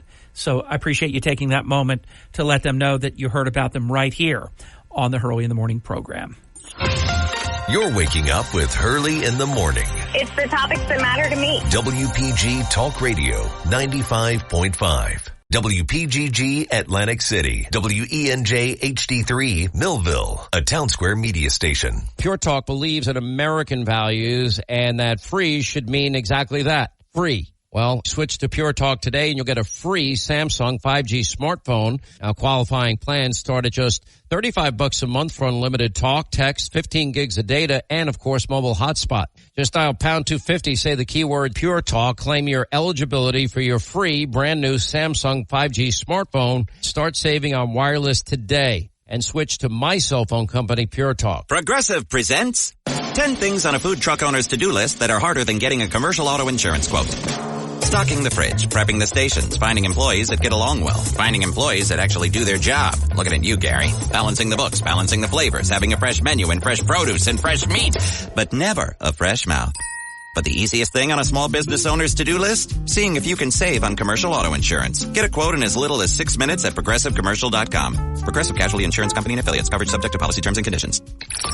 Starting your day the right way with Hurley in the Morning. It's a woke society, and I'm fed up with it. WPG Talk Radio 95.5. Welcome back. 52 minutes past the hour. Brian Kilmeade lurking right around the corner on your WPG Talk Radio 95.5 lineup card. I feel like Joe Torre, Chris Coleman's the manager, but, the lineup card, when Chris Coleman gets to fill that out each day, it's like the New York Yankees.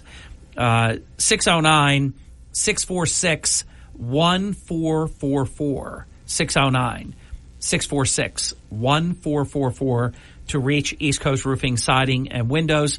And Sean, before we go back to the roofing stuff that we're on, because it's really important, if someone mentions that Hurley in the Morning sent you, what happens? So, any person that calls the office and basically mentions, hey, I heard you guys on Harry. We heard it on Harry. It's a little, name for the campaign. And they do elect to hire East Coast Roofing to do the job. We will donate $500 to the Harry Hurley Charity Foundation. If the project is $10,000 or greater, we'll donate $250 if the project is between, $5,000 and $9,999, and then $100 if the project is under, is under $5,000.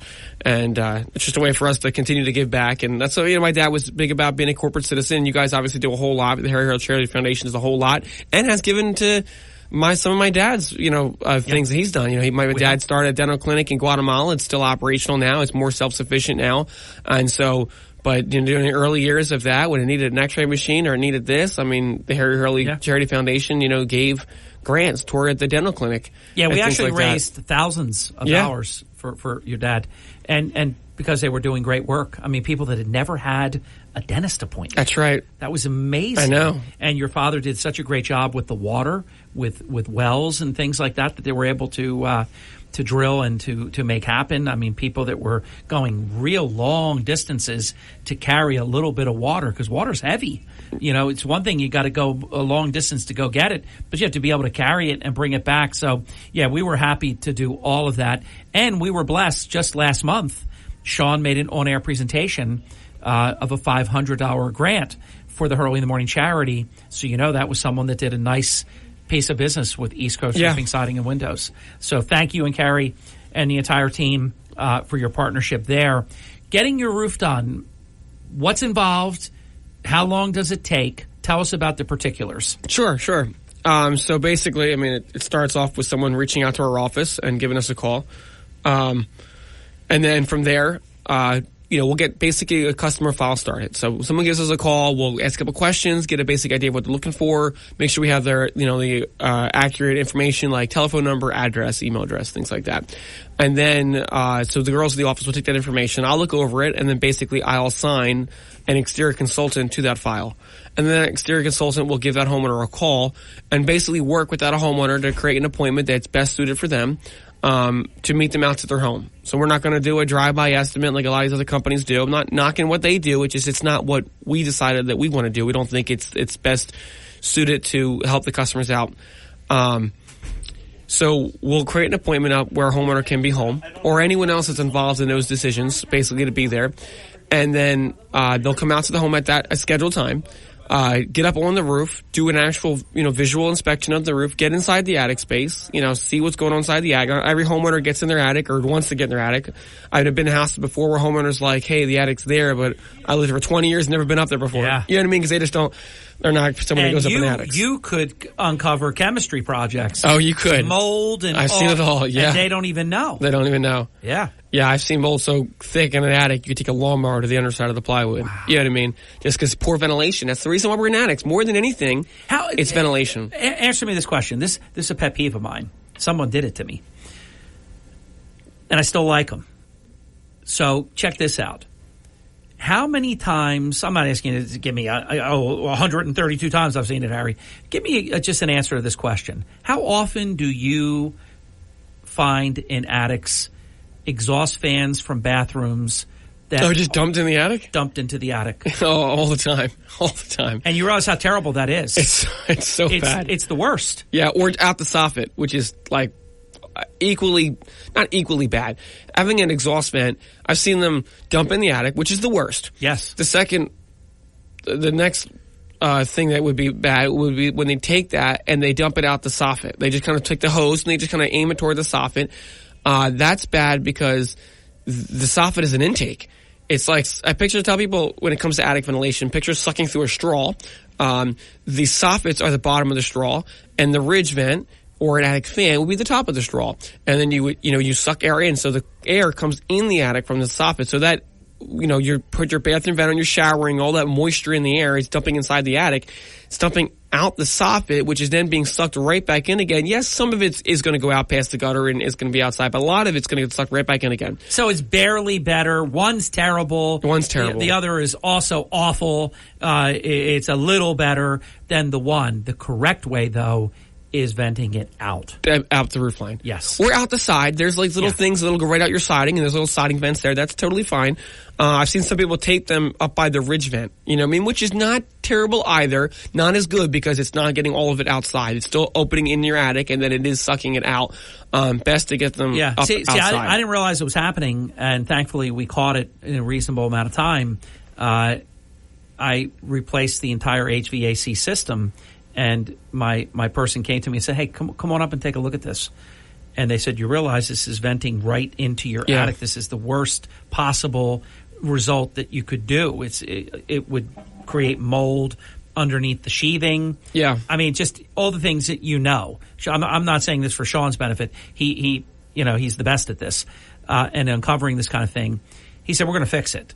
And he explained how they were going to do it. Exactly. And now it's correct. Yeah. But if you let that go on for a number of years, you are going to be in a world of hurt. Yeah, exactly. Your roof is going to rot from the inside out. Yeah, because it causes condensation. Yeah. Exactly. I mean, at the end of the day, attics need to ventilate because of condensation.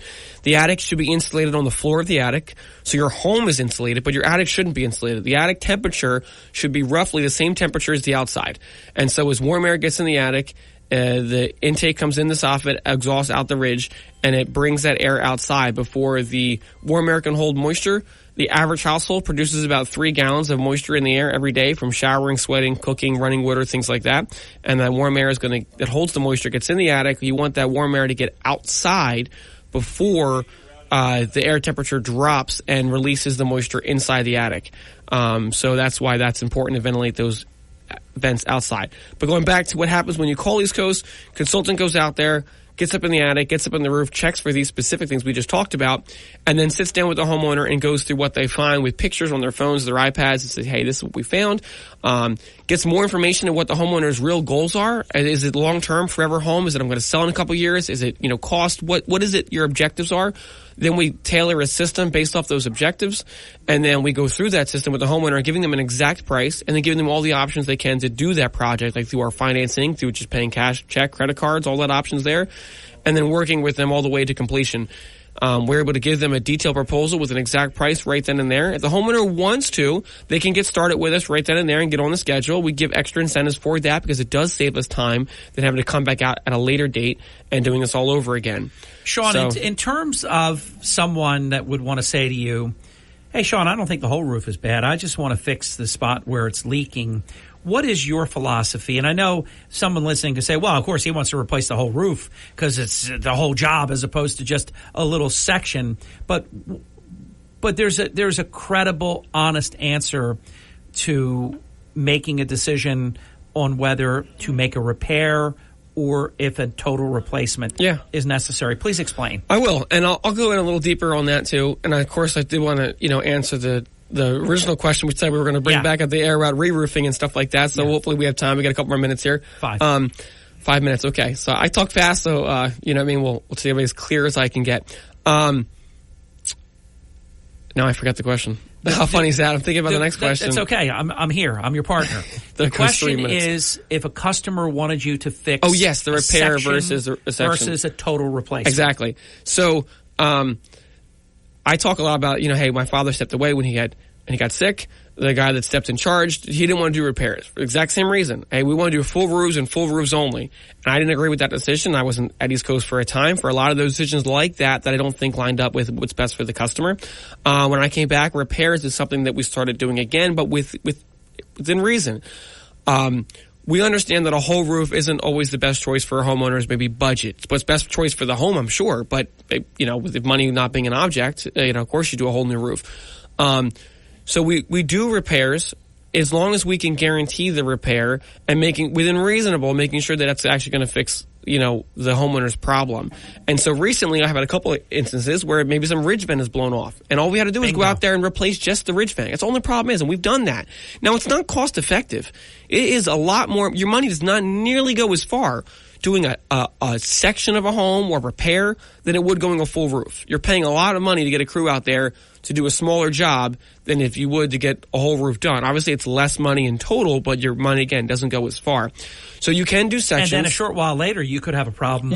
Exactly. And your crew going out there again, or when you replace the roof, that repair, that brand new ridge vent's getting ripped off and a new one's getting put on again. And so, but it might be what's best for the customer, so we'll go through that. Doing a section of a roof, you can do just a section of a roof. You can do just the right side, the left side. As long as we're going from gutter to peak and from one edge to the other edge, we're very successful at making that happen. Now, going just a middle of a roof or going to, in a valley repair, those are much more difficult to do because you have to make sure the roof is just one layer. You also have to make sure the shingle sizes have changed in the last 10 years, so you got to make sure that their shingles are the new size. Otherwise, the new shingles are not going to line up and they're not going to seal properly. You got to make sure the shingles are still in good condition. So when you remove shingles in the middle of a roof, you have to pull all the nails out of the shingles and not damage the shingle. And so by doing that, a lot of times the shingles will break. And a lot of guys that do repairs, they don't care if it breaks. They're just going to put caulk and tar and muck it up because in a couple of years when it starts to leak again, they're gone. We're not going to do that. So we still call, and I take a lot of the calls in the office still. Someone asks me about repairs, and I'll say, listen, we'll do it if it's possible. I won't know until we get out there and take a look at it. So it is something that we'll look at and say, hey, if it's an option, we'll give it to the option as a customer. I don't recommend it a lot of times because, again, the money you're spending on repair It could go a lot further if you get a replacement, but it's an option that we'll still give it to a homeowner because I do understand that certain budgets and certain things, the repair may be the best fit for the homeowner. So that is possible. It's good probably answer. the best answer I can give. Now, going back to the re-roof. 2-minute drill. Exactly. The reason that, we no longer do re-roofs, back when I first started, re-roofs were popular in 2006, 2005. I interned with my father when I was still in high school. 2006, I started full-time. We still did about maybe 15% of the roofs we did, we went over top of an old layer. And the reason we could do that is because if a homeowner called us before they had any problems, they had a 3-tab roof, the old 3-tab shingles, and they wanted to get the 3-tab shingles put back on their home, you could do that because the shingles were the same size and they actually designed that you could go over top of the old one in a certain way. But the shingles couldn't be curled. So you had to get 5-6 years before the roof expired, you had to get the re-roof on. And you couldn't have any leaks or any problems because you make sure there wasn't any rotted wood or things like that. But a re-roof would never last nearly as long. You might get 10 years to maybe 15 out of a re-roof, where if you tore it all off and you got a better shingle back then in 2006, the shingles were 30-year shingles, you can get 30 years out of it. Today, all the shingles are all those architectural shingles, and they are not designed to go over top of an old roof. They will curl, wood will cup, the nails will rust. It doesn't work. You know what I mean? And so no one should be putting roofs over top of old roofs anymore, whether it's in good condition with no leaks or whether it's falling apart. It's not something anyone does anymore or should do. Sean, your time management was perfect. There you go. Whew. That was a fun episode of East Coast Roofing, Siding, and Windows presents Sean Steitler. This is presented and sponsored by Sean Steitler and East Coast Roofing, Siding, and Windows on the first Wednesday of every month in the 9 o'clock hour. Love that we get the bonus 6 minutes. Yeah, that was helpful. Or we would have been putting that on hold until next Exactly, month. yeah. Great to be with you, Sean. Best to you and to Carrie and the entire family and the team. And enjoy doing the show with you, Sean. Thank you as well. I'll see you next month. Look forward to it. Brian Kilmeade is here. I'm already published and will publish once more today, at least, on the digital platform of WPG Talk Radio 95.5. Pretty interesting piece that we did this morning on the prosecutor's office focus on child abuse. April is National Child Abuse Awareness Month.